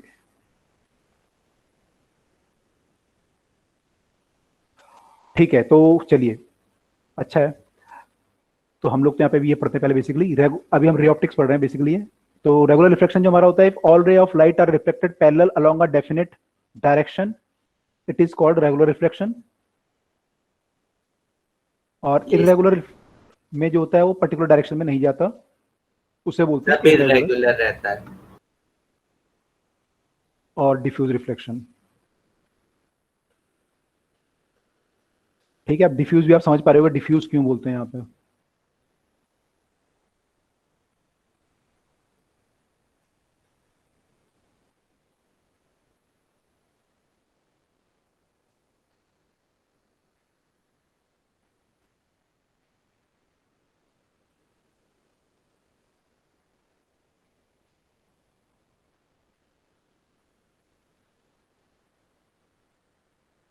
सर आपकी आवाज नहीं आ रही। हाँ, अभी तो मैं बोल नहीं रहा, मैं लिख रहा हूँ बस। आ रही है अभी आ रही है? यस आ रही है। All possible direction, it is called irregular reflection. तो रिफ्लेक्शन दो तरह के होते हैं, रेगुलर और इररेगुलर।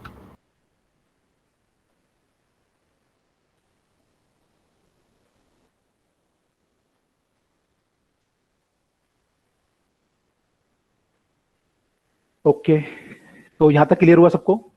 यस सर क्लियर है। Yes sir. ओके, चलिए अब लॉ ऑफ रिफ्लेक्शन पढ़ लेते हैं। जो अभी आप बोल रहे थे कि एंगल ऑफ इंसिडेंस और एंगल ऑफ रिफ्लेक्शन बराबर होगा, तो लॉज ऑफ रिफ्लेक्शन, तो रिफ्लेक्शन के क्या लॉ होते हैं? दो लॉ होते हैं, दो लॉ हमारे होते हैं, वो हमें देखने क्या होता है।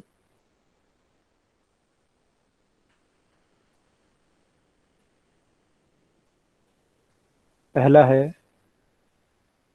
द इंसिडेंट रे, the reflected ray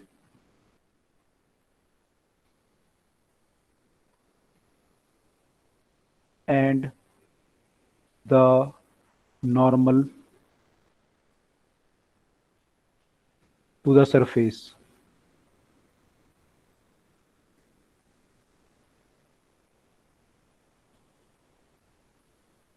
at the point of incidence। क्या होते हैं ये? At a point of incidence पे क्या होते हैं तीनों? सर सेम प्लेन पे होते हैं। सेम प्लेन पे होने चाहिए। Sir in same plane. Correct. जब मेरा डाउट है सर, ये ऐसा ये जो कंडीशन है पहली, ये सर हर जगह एप्लीकेबल है, इन सबको हटाया थोड़ी जा सकता है। माने हर जगह एप्लीकेबल है, डिफरेंट प्लेन पे नहीं हो सकते तीन रे, आप ये बोल रहे हो? सर मतलब अगर हम लॉ ऑफ सर रिफ्लेक्शन तो तभी होगा ना जब इंसिडेंट रे, रिफ्लेक्शन रे और नॉर्मल एक ही प्लेन पे होंगे या सब पॉइंट ऑफ इंसिडेंट पे होंगे सर, उसके अलावा नहीं हो सकता ना ये डायग्राम। पर सर ऐसा तो हो,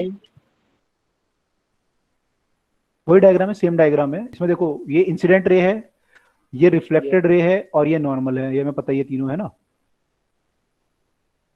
तो ये तीनों जो है एक सेम प्लेन पे हैं। अब आप कहोगे कि क्या है जरूरी है कि तीन जो आपने लाइन बनाई, 3 लाइन मान लो इनको, ठीक है, तो 3 लाइन जो है हमेशा सेम प्लेन पे हो, ऐसा जरूरी है या ऐसा भी हो सकता है कि 3 लाइन सेम प्लेन पे ना हो? ये से यही पूछ रहा हूँ सर जरूरी है, माने हर केस में 3 लाइन सेम प्लेन पे। मैं लॉ ऑफ इसकी बात नहीं कर रहा रिफ्लेक्शन की, इन जनरल अगर मैथमेटिक्स की मैं बात करूं तो क्या मैथमेटिक्स में ये फिक्स है कि 3 लाइन आपकी एक ही प्लेन पे होनी चाहिए या 3 लाइन 2 प्लेन पे भी, अलग प्लेन पे भी हो सकती हैं? सर अलग प्लेन पे भी हो सकती है, अलग प्लेन पे भी अलग तो हो सकती हैं, हो सकती हैं, है ना, बिल्कुल सर अलग पे भी हो सकती है। पे हो सकती हैं, लेकिन सर जो इंसिडेंट रे है जब वो रिफ्लेक्ट करेगी तो मतलब वो इंसिडेंट तो इस वाली लाइन पे कर रही है और इतनी दूर वो रिफ्लेक्ट दूसरी लाइन से कर रही है, दूसरे सरफेस से कर रही है मतलब। नहीं, सरफेस तो सेम है, पॉइंट है ना, तो इस पॉइंट से रिफ्लेक्ट कर रही है। सर वैसे ही सर रिफ्लेक्शन के टाइम पे इंसिडेंट रे और रिफ्लेक्शन रे और नॉर्मल तभी तो बनेंगे सर, उसके अलावा तो कोई केस नहीं हो सकता ना। नहीं ऐसा हो सकता ना, मान लो भाई ऐसा होता ये प्लेन, मान लो ये प्लेन है और इस प्लेन में मान लो ये रे आई, ठीक है, यहाँ पे ये आपका सरफेस है। अब ये इसी प्लेन पे, ये मान लो आपका प्लेन है, ये क्या मानते हो आप, इसे एक्स मानते हो? यस इसे क्या बोलते हो आप?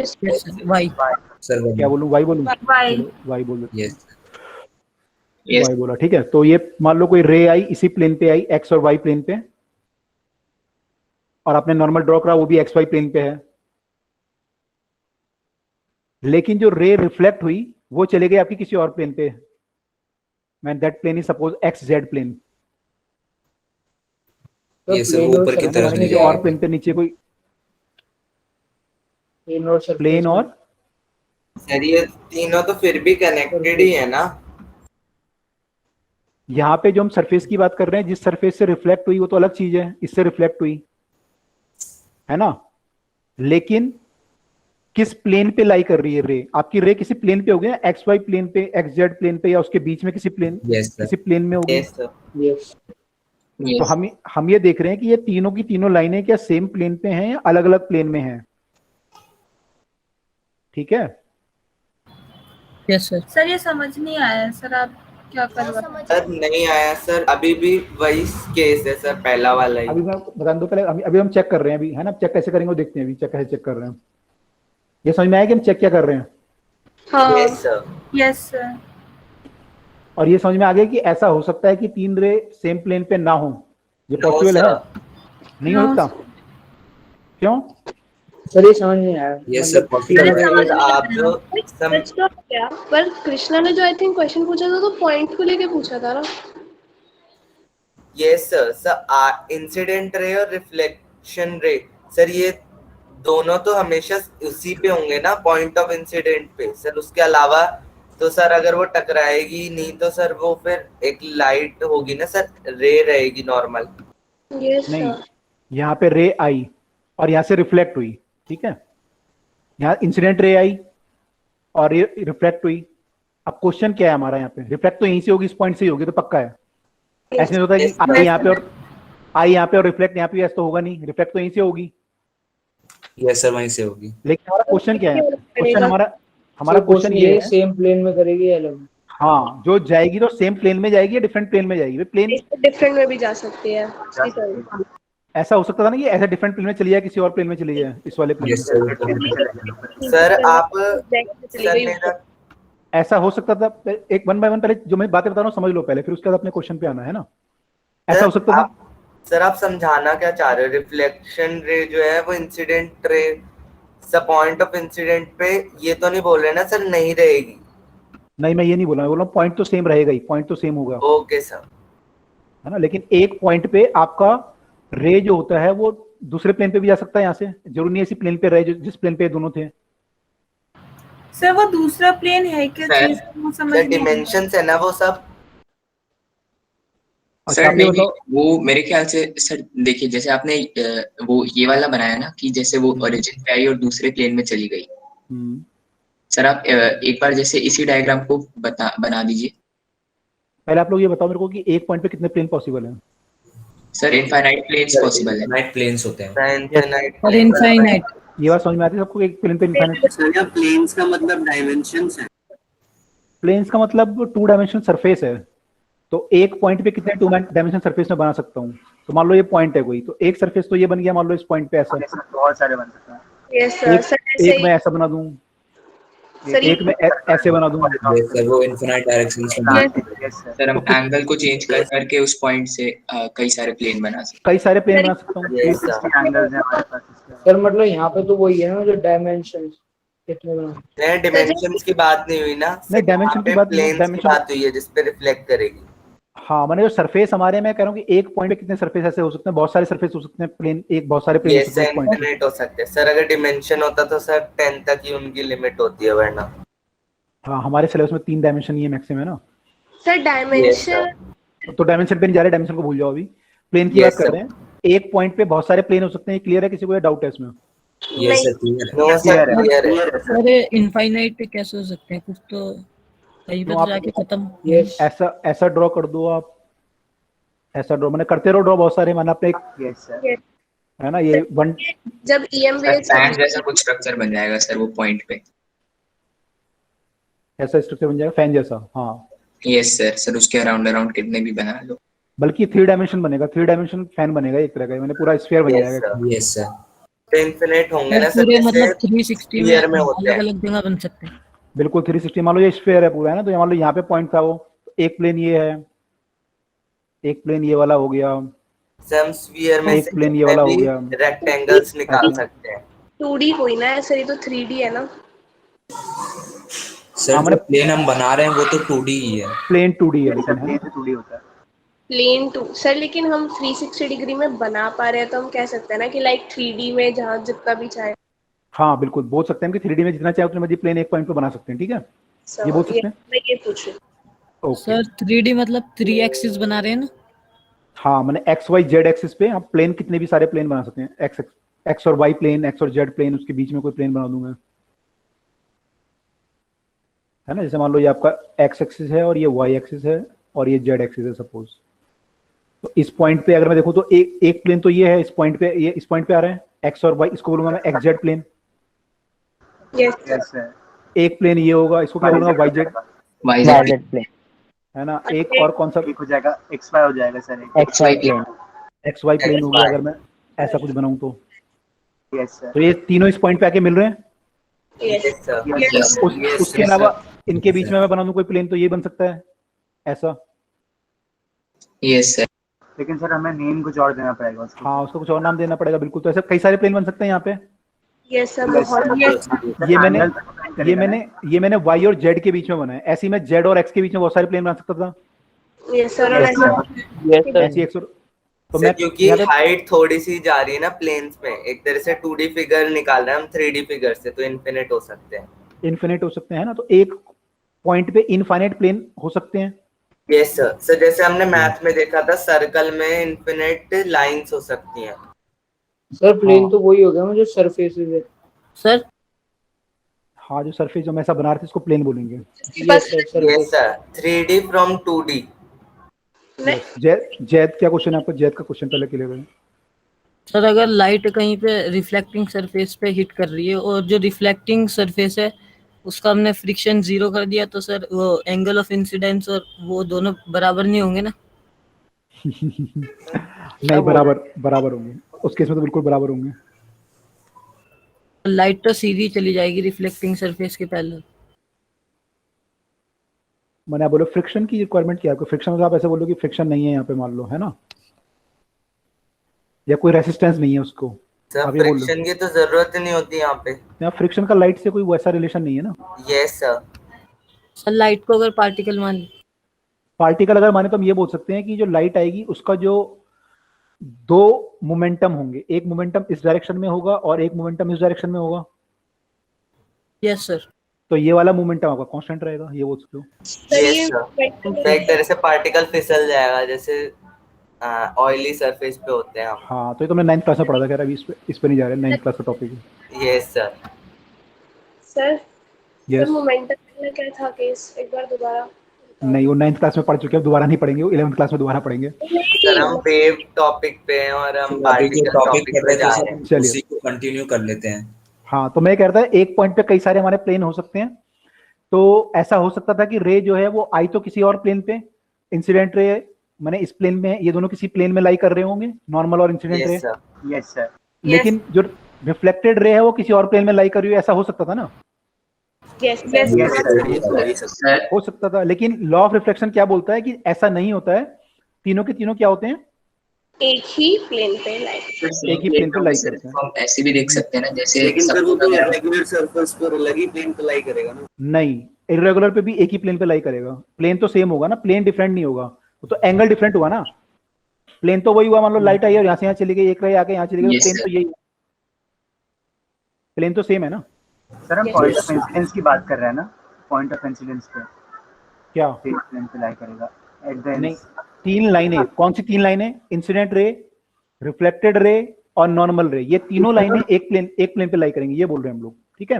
At the point of incidence जो हमने उसके आगे लिखा हुआ है, वो तो नॉर्मल के लिखा है, normal to the surface at the incident point. अच्छा ओके सर, हाँ यस ये ठीक है, ये एक साथ है। सर, वो मैंने कॉमा मुझे कॉमा जैसा लगा हुआ। ओके अच्छा अच्छा, ये तीनों एक साथ है, ठीक है। ये एक, ये दो और ये तीसरा, ये तीनों एक जगह पे लाई करते हैं। ओके सर वो कॉमा हटा दीजिए सर, वो कंफ्यूज कर रहा था मुझे। अच्छा, नहीं कॉमा तो सही है ना, कॉमा तो आएगा ही, उसको सेंटेंस खत्म हो रहा है ना at the point of incidence. Yes sir. Yes sir. Yes sir.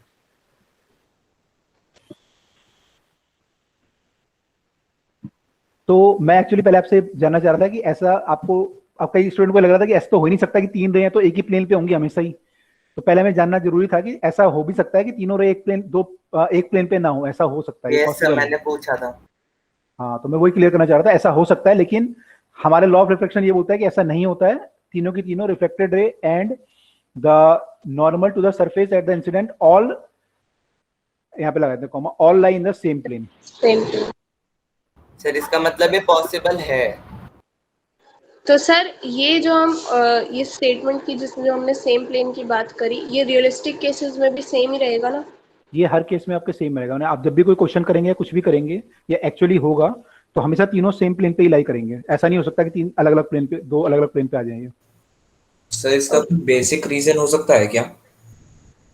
ये रीजन आप अभी नहीं समझ पाएंगे, इसके लिए आपको थोड़ा सा ऑप्टिक्स में और जो करोगे तो आपको समझ में आएगा ऐसा क्यों होता है। Okay sir. ओके, तो they lie in the same plane. Second,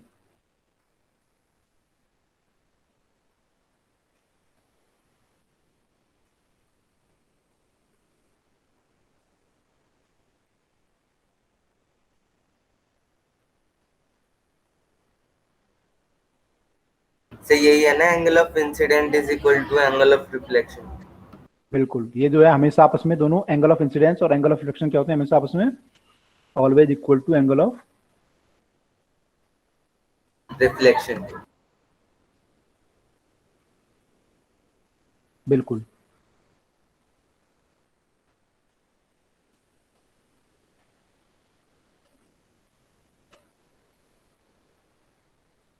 तो ये दोनों एंगल हमेशा हमारे बराबर होते हैं। तो ये हमारे दो लॉ हैं। पहला लॉ कहता है कि तीनों सेम प्लेन पे लाई करेंगे, दूसरा लॉ कहता है कि दोनों एंगल आपस में बराबर होंगे। ठीक है, यहां तक clear? Yes sir. Sir 2 minute, ये सेकंड वाला लॉ लिख। हाँ लिख लो आप। ये सर अगर मतलब सर सेम प्लेन पे नहीं करेंगे तब तो सर सेकंड लॉ भी जो है वो फॉलो नहीं ही होगा। नहीं, ऐसा कोई जरूरी नहीं है, तब भी हो सकता है। एंगल नापने के लिए आपको दो रे चाहिए होती है ना बस, तो दो रे तो किसी और प्लेन में भी हो सकती हैं। मान लो नॉर्मल और इसके बीच का आपको एंगल नापना है रिफ्लेक्टेड रे का, तो ये एंगल हो सकता है बराबर हो जाए लेकिन किसी और प्लेन पे लाई कर रहा हो। Okay sir. यस सर जो हमारा सेकंड लॉ ऑफ रिफ्लेक्शन है सर, इसका कोई मतलब प्रूफ है जो वो हम कैसे हाँ। मतलब मैथमेटिकली डिराइव करते हैं सर? इसका proof डिस्टेंस है। जिससे लाइट आ रही है उसको इन्फिनिटी मान लेंगे तो होगा। हम्म। सर तो हाँ सर। हाँ, क्या बोल रहे हो? फिर उसको इन्फिनिट मान लेंगे तो क्या होगा? सर सपोज जैसे ये जो हमने डायग्राम बनाया है इसमें ये वाला जिसमें आपने ओ मार्क किया हुआ है, यहाँ पे इंसिडेंट रे जहाँ से आ रही है, यस सर, जहाँ इंसिडेंट रे जहाँ से आ रही है सर उसको इन्फिनिटी मान लिया सर, नॉर्मल भी इन्फिनिटी तक एक्सटेंड हुआ है और रिफ्लेक्टेड जहाँ तक जा रही है उसको भी इन्फिनिटी मान लिया। अब सर ये नॉर्मल जो है इसको अगर सपोजिटली हम कहीं माने कि अगर इन्फिनिटी पे एक बेस बनाने की कोशिश करें तो दो ट्रायंगल बन जाएंगे जिसमें सर दो हमें मिल ही चुके हैं आर्म कॉमन और बीच में एक राइट एंगल मिल गया तो सर ये कॉन्ग्रुएंट हो गया। सर ऐसे कुछ हो सकता है क्या? आपने क्या बोला कि ये इन्फिनिटी से आ रही है और इन्फिनिटी पे हमें नॉर्मल बनाया, फिर आप क्या प्रूव कैसे प्रूव करना चाह रहे हैं? आप I equal to are prove करना चाह रहे हैं? Yes sir. कैसे? सर जैसे इनको हमने मान लिया कि इन्फिनिटी तक एक्सटेंड हुआ है, अब सर इन्फिनिटी पे हम अगर ऐसा माने कि ये तीनों का एंड पॉइंट कनेक्टेड है, अगर कनेक्टेड है तो ओके, फिर यस सर। सर तो जो नॉर्मल होगा वो जो बेस बनेगा सर वो उसके वो हो जाएगा ना सर परपेंडिकुलर। किसके सर एंड परपेंडिकुलर? पॉइंट उधर इन्फिनिटी साइड पे कनेक्टेड है। हाँ, यहाँ पे कनेक्टेड है पॉइंट, मान लो ये वाला पॉइंट आप बोल रहे हो कनेक्टेड है। Yes sir. सर ये उधर कनेक्टेड है तो वहां पे जो एंगल बनेंगे sir angle A B O, angle C B O, sir ये सारे 90 हो जाएंगे। अगर कनेक्टेड है, हाँ, लेकिन ऐसा प्रूव नहीं करते इसको, वो तो फिर आपका पैरेलल हो जाएंगे, फिर तो रे सारी पैरेलल हो जाएंगी, एंगल 0 हो जाएगा ये वाला। सर इसे प्रूफ कर सकते हैं हम ऐसे नहीं कि नॉर्मल हमारा परपेंडिकुलर होता है प्लेन से, उसके बाद 90 माइनस दैट एंगल है 90 माइनस दैट एंगल, तो वो इक्वल हो जाएंगे। नहीं, प्रूफ कैसे करोगे ये दोनों बराबर है? ये 30 डिग्री है मान लो और ये 45 डिग्री है, तो क्या इसमें क्या प्रॉब्लम है? सर ये पॉसिबल है कि इंसिडेंट रे और sorry I is equal to R ना हो? नहीं, पॉसिबल नहीं है। सर यही मेरा डाउट था, जब हमने पहले वाले लॉ का ऐसा पढ़ा था तो सेकंड वाला कैसे हो सकता है पूरे अच्छे? सॉरी, अगर हमने सर हमने जो पहला लॉ पढ़ा था उसमें कहा था पॉइंट ऑफ इंसिडेंट पे तीनों रेज हो नहीं सकती, ऐसा भी हो सकता है ऐसा केस, तो सर उस केस में तो पॉसिबल है ना कि angle I is equal to not angle R? अगर तीनों सेम प्लेन में ना हो या प्लेन में हो? सर ना हो। हाँ, तो हो भी सकता है, नहीं भी हो सकता, दोनों भी हो सकते हैं। आई इक्वल टू आर भी हो सकता है, अगर डिफरेंट प्लेन में भी है तब भी आई इक्वल टू आर हो सकता है, या नहीं भी हो सकता। पर ऐसी पॉसिबिलिटी है ना उसमें भी? हाँ, तो उसमें हो सकता है, लेकिन हम तो लॉ के अकॉर्डिंग चलेंगे ना, क्योंकि लॉ हमारा जो बोल रहा है वो क्या बोल रहा है? लॉ कह रहा है कि दोनों एंगल बराबर होंगे आपस में, आई इक्वल टू आर होगा और तीनों सेम प्लेन पे लाई करेंगे। ठीक है, अब इतना हमने जान लिया कि ऐसा होता है। अब आगे क्या बोलना चाह रहे हैं आप लोग इससे? इसका प्रूफ जितना जानते हैं सर उससे निकालने की कोशिश करना चाह रहे हैं। नहीं, इसका हाइगन प्रिंसिपल एक होता है, जब जैद बोल रहे थे, वो आपको पढ़ना पड़ेगा, उससे प्रूव होता है। एक्चुअली ये स्पीड ऑफ लाइट वगैरह पे डिपेंड करता है। ये स्पीड ऑफ लाइट होती है ना, सेम मीडियम में सेम रहती है, तो उससे प्रूव करा जाता है कि आपका जो लाइट है वो सेम एंगल बनाएगी, डिफरेंट एंगल नहीं बना सकती। ठीक है, तो उसके लिए हाइगन के 2 प्रिंसिपल हैं, वो आपको देखने पड़ेंगे। अभी बियॉन्ड द सिलेबस है, उस पर नहीं जाते हम लोग, पर प्रूव कर सकते हैं। सर आप स्पेलिंग लिख दो उसकी। नेट पे सर्च मारोगे? सर मैंने लिख तो रखी है। लिखी हुई है? अच्छा, देख लो फिर, जैद ने लिखी हुई है कह रहे हैं। वो सही है ना? HUYGEN करके होगा ना? चलो, अभी मैं उस पर नहीं जा रहा, तो ये ऐसे अपना प्रूव कर सकते हैं, मैं उस पर जा नहीं रहा प्रूफ पे। अभी हम पर लॉ हमें समझ में आया नहीं आया सबको, ये बताओ। तो पहले से पढ़ते हुए आ रहे हैं सर, समझाइए। अच्छा, ओके। हाँ, क्या बोलने, कोई डाउट पूछ रहा कुछ? यस सर एक चीज पूछना है सर, इसमें लिखा है कि जो तीनों के तीनों रे हैं सर वो सेम प्लेन पे होगा, बट सर हमने ये भी देखा कि वो डिफरेंट प्लेन पे भी हो सकता है, तो सर हम इसको इस फर्स्ट वाले लॉ को ये कहा कि प्रॉपरली करेक्ट नहीं है। नहीं, मैंने हो सकता था, मैंने दोनों पॉसिबिलिटी हो सकती है कि सेम प्लेन पे होता या नहीं होता, दोनों हो सकता था, लेकिन लॉ ये बोल रहा है कि वो होंगे ही सेम प्लेन पे। लॉ ये कह रहा है कि वो सेम प्लेन पे ही होंगे। सर इसमें मतलब लॉ में ये नहीं लिखा कि वो डिफरेंट पे होंगे, मतलब वो हो सकते हैं। नहीं नहीं हो सकते हैं, नहीं होंगे भाई। मैं कह रहा था कि मान लो पॉसिबिलिटी होती ही नहीं, अगर मान लो 3 रे हमेशा सेम प्लेन पे ही होती तो फिर तो लॉ की जरूरत ही नहीं पड़ती। अगर 3 रे हमेशा सेम प्लेन पे होती, कोई भी 3 रे, तो फिर तो लॉ की जरूरत ही नहीं थी, ऐसा बोलने की जरूरत ही नहीं थी कि तीनों सेम प्लेन पे लाई करेंगे। अगर मैं आपको ये बोलूं कि कोई सर्कल है वो हमेशा एक प्लेन पे ही लाई करेगा, तो ये कोई लॉ बनाने की जरूरत है मुझे? No sir. क्यों नहीं है जरूरत? क्योंकि सर वो पहले सर्कल से जो है ही 2 डायमेंशनल सेम फिगर है। प्लेन पे करेगा तो उसकी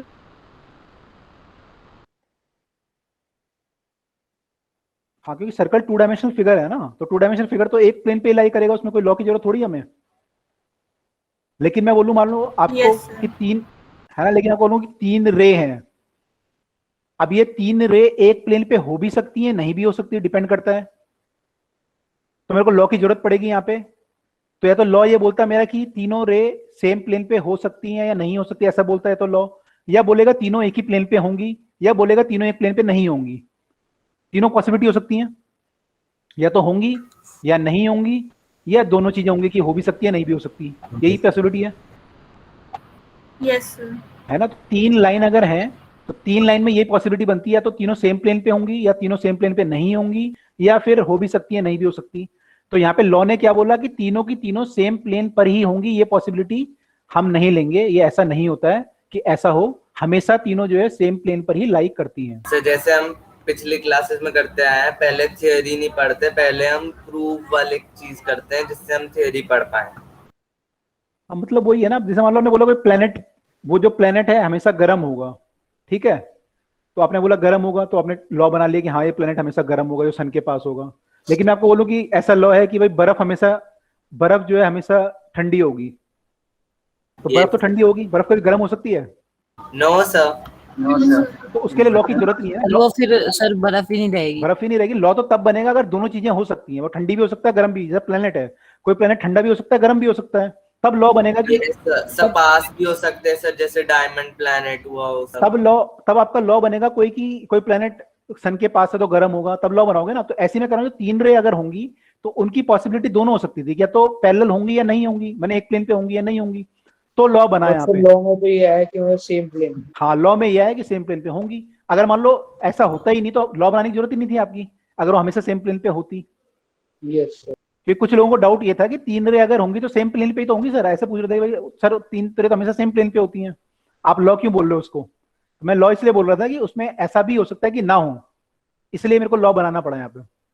आप समझ में आया? Yes sir.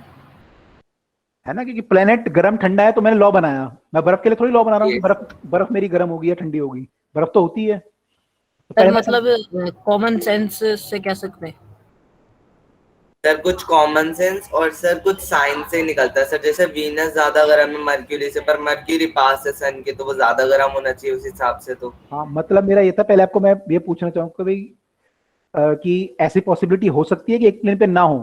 मान लो आपके दिमाग में ये है ही नहीं बात कि सर ऐसी पहले यूनिवर्सल ट्रुथ पढ़ेंगे ना, फिर पढ़ेंगे थ्योरी। अगर आपके माइंड में ये बात होती ही नहीं कि ये सर एक प्लेन पे ही तो होंगे हमेशा, ऐसा कैसे हो जाएगा कि एक प्लेन पे ना हो? पहले तो आपको समझना पड़ेगा कि हाँ ऐसा हो सकता है कि एक प्लेन पे ना हो। पहले तो हमें ये बात समझनी थी, तो हमने वो बात समझी पहले कि ऐसा हो सकता है। फिर हमने लॉ पढ़ा कि लॉ क्या बोलता है, लाइट के केस में लॉ क्या बोलता है, मैथमेटिक्स के केस में ऐसा हो सकता है कि तीनों अलग अलग प्लेन पे हों, लेकिन लाइट के केस में क्या बोलता है वो कि तीनों एक प्लेन पे होगा। तो तब हमने लॉ पढ़ा, ठीक है, right? Yes sir. Yes sir. Okay, तो पहले मैं ऐसा ये भी क्लियर होना चाहिए, कई लोगों को प्लेन का क्लियर नहीं था कि प्लेन कैसे होता है, एक पॉइंट पे कितने प्लेन हो सकते हैं या कैसे होंगे, तो कई लोगों को आइडिया नहीं होगा, आइडिया हो गया होगा धीरे धीरे कितने प्लेन हो सकते हैं, ऐसा पॉसिबल प्लेन का थोड़ा आइडिया होगा ना, तो आपको बाद में काम आएगा ये एक्स वाई जेड क्या होता है, एक्स वाई कैसे होगा, तो लाइन कैसे आएंगी, तो सबको आइडिया होगा। आप लोगों ने इक्वेशन वगैरह पढ़ी है 10 उसमें, एक्चुअली इक्वेशन पढ़ ली आपने, मैंने लाइन जो आप बनाते हो x + y = 7 ऐसे करके जो इक्वेशन बनती है? यस।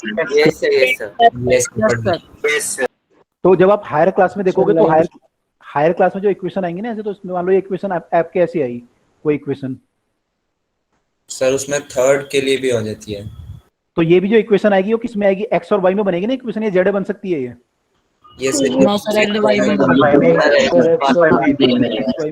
ऐसे मान लो ये इक्वेशन ऐसे कोई होती है कि 3z + 7y इक्वल टू 9, तो ये इक्वेशन भी हमारी y जेड में बनती भी ऐसे करके, और ये मान लो नॉर्मल आपका है ना। तो सर वहाँ ये पे प्लेन्स डिफाइन करते हैं साइंस में। बिल्कुल, तो प्लेन से पता चलेगा Variables। कौन से प्लेन में है, तो वहां से हम फिर आइडिया लगाते हैं कि कौन से यस प्लेन सर, में इनके लाई। लिए सर वेक्टर में आई कैप जे कैप ये भी होता है। हाँ, वेक्टर फॉर्म में जब लिखेंगे Yes, तो हम sir। आई जे कैप में लिखेंगे, तो वो सब चीजें वहां से आएगी आपको। तो हमारा जो ये वाला लॉ है पहला वाला, वो हम ज्यादा भी डिस्कस नहीं करते हैं यहाँ पे, जब आप हायर क्लास में जाओगे तब डिस्कस करोगे। आपकी क्लास में जो डिस्कस होगा वो सेकंड लॉ डिस्कस होगा बेसिकली, इस पे क्वेश्चन अभी आपको कराए जाएंगे, ठीक है। Yes sir. सर हम यूनिवर्सल लॉ ही तो पढ़ते हैं किसी चैप्टर का, बाद में पढ़ते हैं ना हम थियरीज तो। हाँ, पहले तो हम वो समझते हैं, बिल्कुल ठीक है। तो अभी देखो आज हमने जो पढ़ा, आज जो हमने पढ़ा एक बार समराइज कर लें फटाफट। रे ऑफ लाइट क्या होती है, बीम ऑफ लाइट क्या होती है, डाइवर्जेंट कन्वर्जेंट बीम क्या होता है, रिफ्लेक्शन ऑफ लाइट होता क्या है, इसमें इंसिडेंट रे क्या होती है, रिफ्लेक्टेड रे क्या होती है, नॉर्मल क्या होता है, पॉइंट ऑफ इंसिडेंस क्या होता है, ये पढ़ा हमने। फिर रेगुलर ऑफ रिफ्लेक्शन, रेगुलर और इरेगुलर रिफ्लेक्शन में डिफरेंस क्या होता है, ये समझा। Yes sir. इसकी डेफिनेशन देखी, और फिर हमने लॉ ऑफ रिफ्लेक्शन जो दो होते हैं, ये लॉ ऑफ रिफ्लेक्शन क्या होते हैं ये हमने देखे। तो यहाँ तक सबको क्लियर है, किसी को डाउट तो नहीं है। No sir. No sir, no पक्का? डाउट। पक्का? No sir. चलिए, तो जिसके डाउट है वो रुक जाइए, बाकी लोग चाहे तो लीव कर सकते हैं क्लास को। अब जिसके डाउट है वो पूछ सकते हैं। सर मेरा डाउट है। हाँ, 1 बाय 1 बोलिए, क्या डाउट है। सर मेरा सर एक सिंपल सा डाउट है सर। साइंस में जो फोर्थ डिमेंशन को हम काउंट करते हैं सर, वो टाइम को काउंट करते हैं ना। हाँ, टाइम। सर मैथ में क्या करते हैं। मैथ्स में क्या करते हैं, टाइम। मैथ्स में 3 डायमेंशन पे बात करते हैं यूजुअली। सर ये सब, पर उसमें भी फोर्थ डिमेंशन होती है सर। सर साइंस में जैसे टेजरैक्ट होता है सर, ज़्यादा बोल रहे थे पता नहीं कौन सी फोर्थ डिमेंशन, टाइम को नहीं लेते हैं हम, इमेजिनरी लेते हैं। मैथ्स वाले सर बताएंगे आपको, मैथ्स वाले सर से पूछने तो मैथ्स में क्या लेते हैं। सर मैं पूछूं। यस पूछो। सर बीम में आपने वो पैरेलल साइट वाला जो साइट इल्यूजन मतलब बताया था कि हमें देखने में ऐसा लगता है कि वो दोनों पैरेलल ही आ रही है, वो मुझे क्लियर नहीं हुआ था। अगर आपके मान लो 2 रे आपकी आंख पे आ रही हैं और इनके बीच का जो एंगल है इट इज सपोज 0.000001 डिग्री, तो आपकी आंख क्या डिस्टिंग्विश कर पाएगी ये इनको, क्या लगेगा आपको, पैरेलल लगेगा या क्या लगेगा। पैरेलल ऐसे लगेगा ना कि रे ऐसे आ रही है, बहुत पास पास 2 रे आ रही है, बिल्कुल ऐसे लगेगा ना आते हुए। सर एक बात बताइए, अगर दो है रेस और उनके बीच में बहुत कम एंगल है तो वो ऐसे लगेगी ना जैसे कोइंसाइड हो गई है और एक ही है। कौन साइड मतलब, हाँ कौन साइड आप बोल सकते हो। कौन साइड तो तब होगा अगर एंगल बिल्कुल 0 ही हो जाए, तो बिल्कुल 0 तो नहीं हुआ, बहुत कम हो गया एंगल। अज्यूम तो ऐसे ही करने लगेंगे ना, क्योंकि इतना डिग्री तो हमारी आई नहीं कर पाएगी, पर पैरेलल क्यों लगेगी इतना कम होने की वजह से, वो नहीं समझ आया। पैरेलल रे के बीच में एंगल कितना होता है, किसके बीच में। पैरेलल रे के बीच में 90 डिग्री।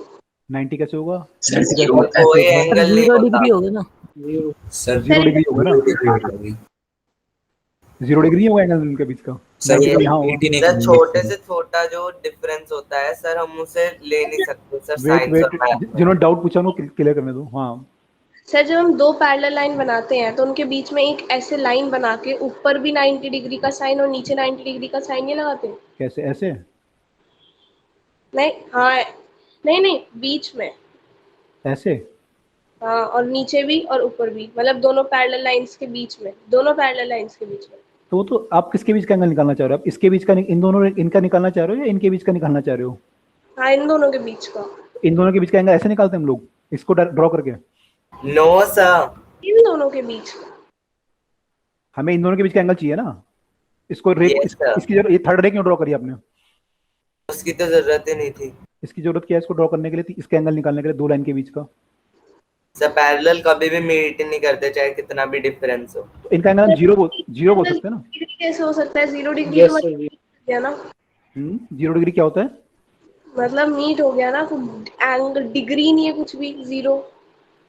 भाई हम ऐसे बोलते हैं यूजुअली कि मान लो आपकी ये एक्स एक्सिस है, एक रे यहाँ पे है और एक रे यहाँ पे है।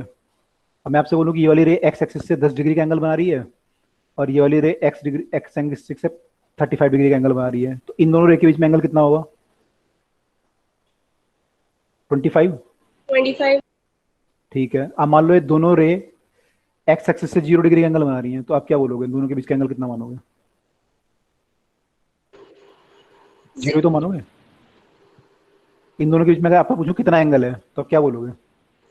सर 0 डिग्री, क्योंकि सर वो पैरेलल कहीं पे मीट ही नहीं कर रहे हैं इसलिए 0 डिग्री हो जाएगा। Yes sir. तो हाँ, मतलब मीट नहीं करते, उनका एंगल हम 0 डिग्री मान लेते हैं। पैरेलल मतलब इनके बीच का अगर डिस्टेंस कांस्टेंट है हमेशा, तो वी कैन से कि अगर डिस्टेंस कांस्टेंट है दे आर पैरेलल, और पैरेलल है मतलब इसके एंगल 0 डिग्री है। एक्चुअली एंगल जो हम नापते हैं कहीं से नापते हैं ना, हमने डी देखा है जब आपका प्रोट्रैक्टर होता है ऐसे होता है ना वो बना हुआ, यस सर। तो उसमें एंगल कहाँ से नापते हो? आप यहाँ से नापते हो ना एंगल, एक उससे 0 डिग्री ऐसा होता है ना, 0 मैंने सॉरी 10 डिग्री 20 डिग्री ऐसा होता है ना। डिग्री होता है तो उसमें तो बिल्कुल नीचे ही हो जाती है ना, वो लाइन ही बन जाती है पूरी। हाँ 0 यहाँ पे होता है आपका। हाँ फिर से तो शुरू। मतलब आप किसी भी अगर चीज का एंगल, एक्चुअली उसका मतलब ये नहीं, उसका मतलब ये कि आप एंगल जो नाप रहे हो इस बेस से नाप रहे हो। हाँ तो अगर मान लो कोई आपकी रे यहाँ पे है तो आप एंगल ऐसे नापोगे इसका, कोई यहाँ पे है तो आप ऐसे बोलोगे, अब कोई मान लो यहाँ पे है तो आप इसका एंगल कितना बोलोगे इससे, एक्स एक्सिस से? अच्छा, मतलब वो भी सरफेस हो गया और ये भी तो 0 डिग्री बोलोगे ना इसको भी, और ये होगी तो उसको भी 0 डिग्री बोलोगे, तो दोनों 0 ही तो हैं, तो दोनों मने आपकी रे आप दोनों को यहाँ मान सकते हो कि दोनों ऐसे हैं। अच्छा। तो इन दोनों के बीच का जो एंगल होगा वो 0 डिग्री होगा, पहली बात तो ये। दूसरी बात ये कि जब रे आपकी काफी आप दूर से रे को देख रहे हो तो जो एंगल है वो लगभग 0 के पास है, तो लगभग 0 का पास है मतलब लगभग पैरेलल हो गई हो, मैं ये कह रहा था। Okay sir. और सर एक आपने थर्ड प्लेन के लिए ना वो बताया था कि सेकंड लॉ थर्ड प्लेन में भी सेम ही रहेगा। सेकंड लॉ सर वो प्लेन तो सर एक टाइप की हो गई ना, जो सरफेस फ्लैट। किसी ने पूछा कि आप बताओ आपका डाउट क्या है? हाँ सर बता दो कि सर थर्ड प्लेन में जब होगा तो सेकंड लॉ तो एप्लीकेबल नहीं होगा। मतलब रिफ्लेक्टेड जो angle of incidence and angle of reflection है वो दोनों तो इक्वल नहीं हो पाएंगे अगर किस केस में? प्लेन में चला अगर रे किसी और प्लेन में चली गई तो? हाँ ऐसा क्यों? सर ऐसा कैसे हो जाएगा? क्यों, बराबर एंगल हो सकते हैं तब भी, जरूरी थोड़ी कि बराबर ना हो। कुछ केसेस में बराबर हो सकता है लेकिन जरूरी नहीं है सर 100% केसेस में बराबर ही हो। हाँ जरूरी नहीं है लेकिन हो भी सकता है, ऐसा जरूरी थोड़ी कि ना हो। मान लो आपकी रे इस प्लेन पे आई, एक्स वाई प्लेन पे, और वो चल यहाँ पे टकराई और फिर इस प्लेन पे चली गई, तो जब इसका एंगल नापोगे तो आपको इधर को नापना पड़ेगा, इसका एंगल नापोगे तो ऐसे नापना पड़ेगा। ये दोनों एंगल बराबर हो सकते हैं आपस में। ये मान लो 40 डिग्री है तो ये भी 40 डिग्री आ सकता है, लेकिन ये प्लेन डिफरेंट है, ये प्लेन ही डिफरेंट है। मैंने आप अंदर को नाप रहे हो एंगल, ये एंगल समझ रहे हो आप? मैंने एक एंगल आपने ऐसे नापा है toward the left hand side, और ये एंगल आपने नापा है अंदर की तरफ को। दोनों एंगल बराबर हो सकते हैं ना, दोनों एंगल, ऐसे जरूरी थोड़ी दोनों बराबर ना हो। थर्ड प्लेन में भी दोनों एंगल्स बराबर हो सकते हैं मतलब, लेकिन हमारा लॉ तो ऐसा बोलता है कि वो सेम प्लेन पे होते हैं, तो हमें तो इसको चेक ही नहीं करना फिर। पर सर जब दोनों सेम प्लेन पे है तब तो दोनों की मतलब हाइट तो कुछ, हाइट भी सेम, सब कुछ सेम है, लेकिन हाइट तो है ही नहीं ना। हाइट किसकी हाइट बोल रहे हो, किसकी हाइट? अगर हम ऐसे देखें कि दो रेस तो नीचे से आ रही है और एक थर्ड रेस चली गई ऊपर की तरफ, तो सर तब कैसे होगा? जैसे हाँ ऐसे आई और तीसरी ऐसे चली गई, तब हम कैसे बोल सकते हैं? मतलब कुछ भी हो सकता है, बराबर हो भी सकता है, नहीं भी हो सकता। मैं ऐसा नहीं कह रहा कि बराबर, आप ये कह रहे हो कि नहीं हो, आप ये कह रहे हो कि हो ही नहीं सकता बराबर। अगर दूसरे प्लेन में चलेगी तो मैं कह रहा हूँ ऐसा जरूरी थोड़ी कि नहीं होगा, हो भी सकता है बराबर। मान लो ये एंगल दोनों और ये एंगल बराबर हो भी सकते हैं, डिपेंड करता है यहाँ पे रिफ्लेक्शन के लॉ क्या फॉलो हो रहे हैं। भाई ऐसा तो हो सकता था कि एंगल दोनों बराबर हो जाते, ये 40 डिग्री है या ये मान लो 60 डिग्री है और ये भी 60 डिग्री है, लेकिन दोनों डिफरेंट प्लेन पे हैं, ऐसा हो भी सकता था। तो डिपेंड, वो तो साइंस पे डिपेंड करता है, नेचर पे, कि नेचर ने कैसे उसको बनाया। मतलब थर्ड प्लेन पे भी कुछ केसेस में इक्वल हो भी सकते हैं और कुछ में नहीं भी हो सकते। माने हाँ हो सकता था, लेकिन हमारे तो केस में आया ही नहीं ना वो, क्योंकि हमारे केस में तो दोनों एक ही प्लेन पे लाई कर रहे हैं, तो हमारे केस में तो ये केस आया ही नहीं कभी। Okay sir. है ना? और सर वो प्लेन तो सर एक टाइप में जो फ्लैट सरफेस हो गई ना। प्लेन एक जो है 2 डायमेंशनल फ्लैट सरफेस हुआ। 2 डायमेंशनली बोलेंगे सर? प्लेन तो 2 डायमेंशन ही होगा ना। Okay sir. भाई आपकी 1 डायमेंशन क्या होती है? Line. Yes sir, straight line. 2 dimension में क्या होता है सर? प्लेन। और 3 में क्या होता है? 3 में क्यूबॉइड वगैरह आपके 3 डायमेंशन होते हैं। यस सर, स्पेस वाले जो भी आपके होंगे है ना, वो सब 3 डायमेंशन में आ जाते हैं सर। लेकिन कोई भी चीज, मैं तो प्लेन की डेफिनेशन पूछ रहा हूँ सर। प्लेन तो सिर्फ वही होगी ना, एक टाइप की, मतलब जो फ्लैट सरफेस। हाँ प्लेन एक फ्लैट सरफेस होता है। Okay sir. और बताइए और क्या डाउट है आप लोगों के? सर लेकिन कोई भी प्लेन जो है वो आइडियल प्लेन नहीं हो सकता ना, क्योंकि सर आइडियल प्लेन वो हुआ जिसकी विड्थ सर 0 हो जाए, मतलब सिर्फ लेंथ और ब्रेथ हो उसमें सर। लेकिन ऐसा कोई भी ऑब्जेक्ट नहीं है जिसकी विड्थ सर 0 हो, मतलब सिर्फ नहीं, एकदम इसको सर। आइडियल क्यों बोलेंगे? अगर 0 होगी तो विड्थ, तो उससे क्या मतलब है? नो सर, 2 डायमेंशन में अगर बात ही कर रहे हैं सर प्लेन ऐसे, तो उसमें सिर्फ लेंथ और ब्रेथ होनी चाहिए। हाँ, लेकिन सर अगर विड्थ हो गई तब तो वो 3 डायमेंशनल में चला गया सर वो। ओके। तो इसलिए अगर सर आइडियल मतलब कहेंगे कि प्लेन, तो हम आइडियल पे बात करते हैं, लेकिन अगर सर नॉर्मली देखें तो कुछ भी चीज प्लेन नहीं है। रियल लाइफ में आप बोल रहे हैं? यस सर, रियल लाइफ में कुछ भी चीज प्लेन नहीं है। हाँ, बोल सकते हैं कि रियल लाइफ में आपको यूजुअली प्लेन तो मिलता नहीं है। आपका अगर पेपर भी है, मान लो जिस पे आप लिख रहे हो, वो भी कुछ माइक्रोन का थिकनेस तो होता ही है उसका। यस सर, वो भी कुछ विड्थ का तो होता ही है। बोल सकते हैं। Sir yes. Sir last class में हमने वो एक जो टॉपिक किया था विबग्योर वाला, सर उसमें हमने देखा था कि जिधर की ओर जैसे वॉयलेट की तरफ जो है फ्रीक्वेंसी ज्यादा हो रही थी सर, वहीं पे जो है लाइट की एनर्जी ज्यादा हो रही थी सर। ये मुझे सर समझ नहीं आया था सर, जब मैंने सर्च किया तो ये E equals to sir HF जैसा कुछ दिख रहा था, मतलब फॉर्मूला वो कुछ बता रहे थे सर। आप कुछ बता सकते हैं इसके बारे में? एक्चुअली हाँ, ये एच न्यू बोलते हैं ना इसको, hc/λ ये बनता है फॉर्मूला इसका, जो एनर्जी होगी ना कि लाइट की। Yes sir. Yes sir, H जो हो गया प्लैंक कांस्टेंट और वी हो गया फ्रीक्वेंसी और ई एनर्जी। हाँ, तो अब ये पढ़ेंगे ये सब चीजें हम भी कि ये एच न्यू होता है actually. New is the frequency of the light. तो एनर्जी जो होती है फ्रीक्वेंसी पे डिपेंड करती है। यस सर, डायरेक्टली प्रोपोर्शनल, इसीलिए वो कह रहे थे। इसीलिए प्रोपोर्शन होता है। और एच आपका प्लैंक एक कांस्टेंट होता है, तो एच तो दिस इज अ कांस्टेंट, तो E is proportional to the frequency of the light. ठीक है, ओके। और बताइए और क्या डाउट आप लोगों के?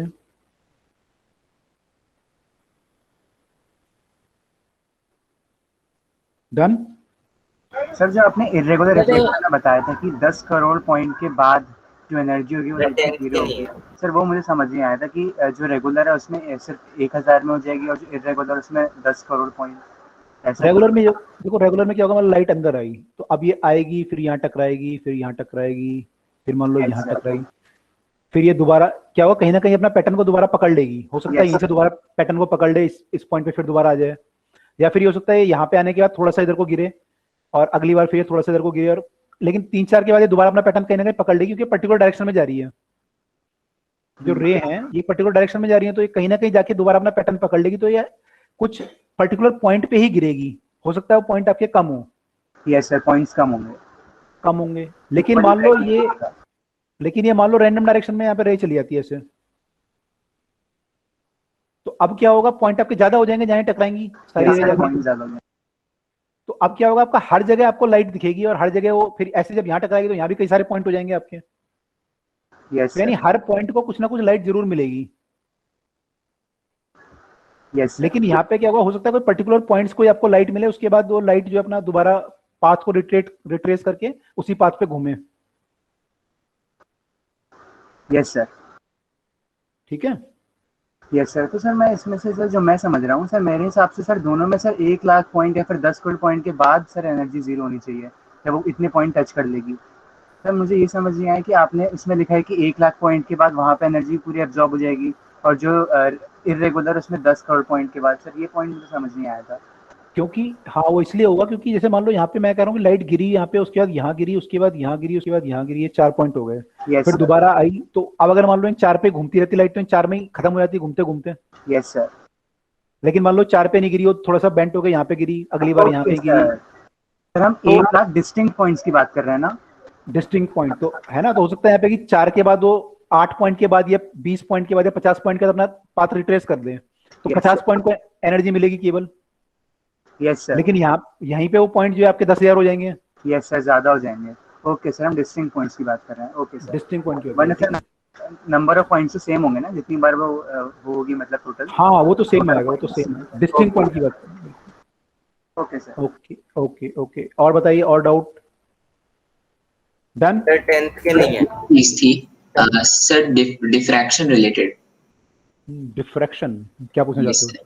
सर जैसे डिफ्रैक्शन में हमने पढ़ा था लाइट के केस में, लेट्स सपोज जब हम ऑब्जेक्ट का वेट से जो है वो लाइट की वेवलेंथ से कंपेरेबल कर दें तो लाइट बेंड होके चला जाएगा।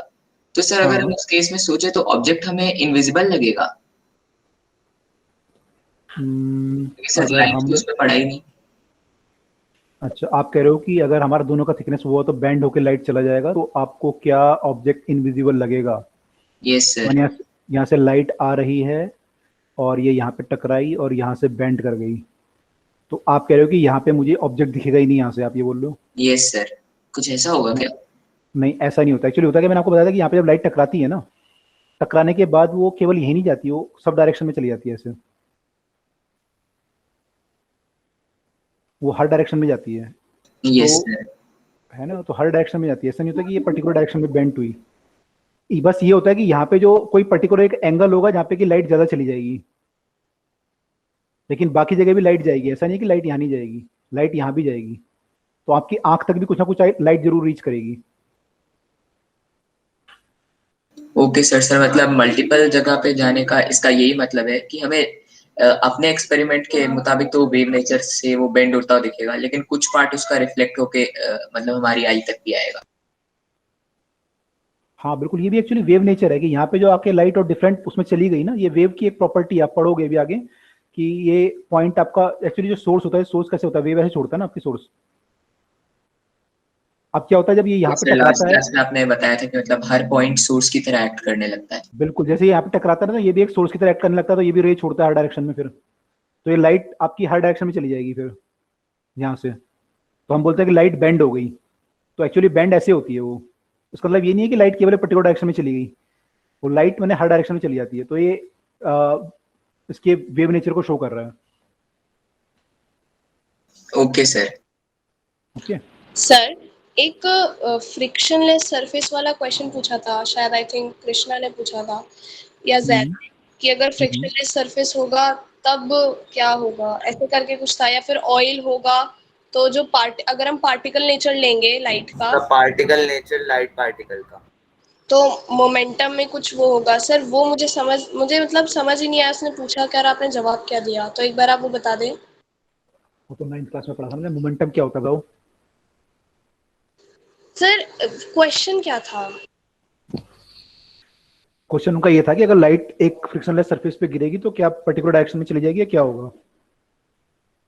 लाइट अगर ऐसे गिरी मिरर को और देख, यहाँ फ्रिक्शन नहीं है, कोई फ्रिक्शन नहीं है सरफेस पे, तो क्या उससे कोई फर्क पड़ेगा, ये पूछ रहे थे वो। भाई लाइट जैसे पार्टिकल नेचर भी होता है ना लाइट में, तो मान लो अगर मैं कोई बॉल को यहाँ ऐसा थ्रो करूं एक फ्रिक्शनलेस सरफेस पे, तो क्या होगा, वो स्लिप कर सकती है ना बॉल यहाँ पे, कर जाएगी। कर जाएगी। तो कह रहे लाइट में ऐसा कुछ होगा या नहीं होगा, ये पूछ रहे थे वो। Okay sir. और सर ग्लांस प्लेन का मतलब क्या होता है? Glance plane? हाँ कुछ पूछा था बीच में किसी ने। बताओ भाई, ग्लांस प्लेन आप पूछे थे। हाँ कोई बोल रहा था बीच में, कुछ कृष्णा ने बोला था शायद। सर जैद ने बोला था। जैद ने ग्लांस एंगल के बारे में कुछ कहा था। Yes sir. जैद क्या बोला था आपने, कौन सा एंगल की बात कर रहे थे आप? ग्लांस एंगल, वो ग्लांस एंगल के बारे में बात कर रहे थे। ग्लांस एंगल पूछे थे? यस सर, आपने हाँ भी बोल दिया था। वो ये है यार, एक्चुअली वो ना आपको एंगल ऑफ इंसिडेंस की तरह ही होता है, लेकिन थोड़ा सा उस पर डिपेंड करता है आपका जो, अब आप वो पढ़ोगे ना क्या नाम बोलते हैं, वेव पार्टिकल ड्यूअलिटी वगैरह, जब आप पढ़ते हो तो वहाँ पे इलेक्ट्रॉन वगैरह के केस में आते हैं, तो वहाँ पे आप देखोगे ये सब वहाँ सुना था मैंने। हाँ तो वहाँ पे आएगा भी, तो अभी उस पर नहीं जा रहा है, उसे छोड़ दो अभी, ठीक है। Okay sir. और लाइट पार्टिकल का क्या बताया था आपने, फिर वो बाउंस होगा या नहीं? मैंने ये बोला था कि उसके दो तरह की उसमें मोमेंटम होगा। एक मोमेंटम, हम उसके मोमेंटम को दो डायरेक्शन में ब्रेक कर सकते हैं, सर वाई और एक्स, एक्स और वाई में। मतलब उसकी मोमेंटम वेक्टर क्वांटिटी है ना, हमने 9th क्लास में पढ़ा था हमने मोमेंटम, तो दो क्वांटिटी होती है, एक्स और वाई में ब्रेक कर सकते हैं। अब एक्स में कोई फ्रिक्शन नहीं है, एक्स वाला मोमेंटम सेम रहेगा टकराने के बाद, मतलब वो सीधा चला जाएगा। लेकिन वाई वाला भी है ना, उसका वाई वाला जो है वो रिवर्स हो जाएगा टकराने के बाद, क्योंकि फोर्स लगेगा उस पर। तो वाई वाला मतलब हम एक तरीके से वो कह रहे हैं जैसे इंसिडेंट रे और फिर रिफ्लेक्टेड रे, तो फ्रिक्शनलेस सरफेस पे एक तो x हो गया जो सीधा ही चला गया, लेकिन y क्या था फिर?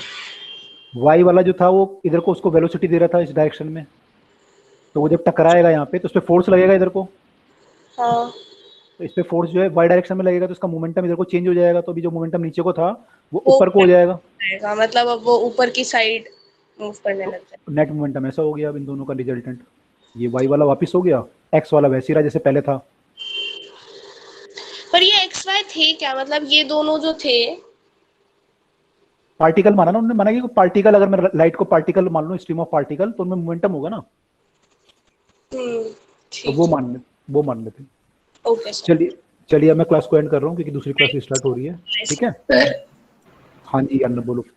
सर आप हम लोग अगर सर 11th-12th की फिजिक्स पढ़ने में ईगर है तो सर आप टेलीग्राम पे कुछ मटेरियल प्रोवाइड कर सकते हैं क्या?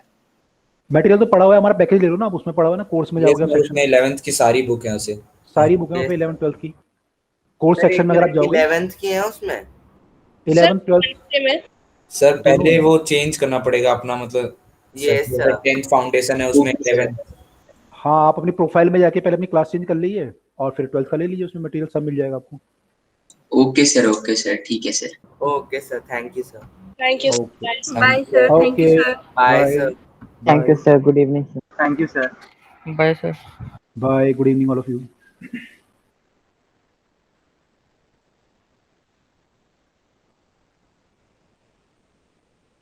सर एक डाउट था वैसे सर, एक वो ग्रुप में आया था, मैं एक बार पूछ लूँ यहाँ पे?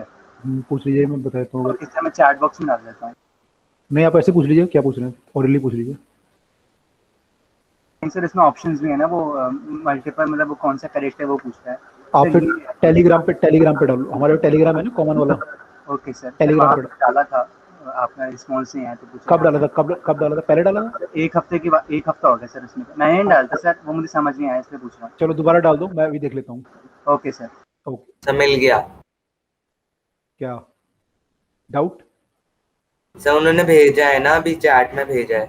अच्छा मैं चेक कर लेता हूँ, मैं अभी ये पहले बंद करता हूँ फिर आपको करता हूँ, ठीक है। Okay sir, thank you good sir. Evening sir, bye sir, bye everyone.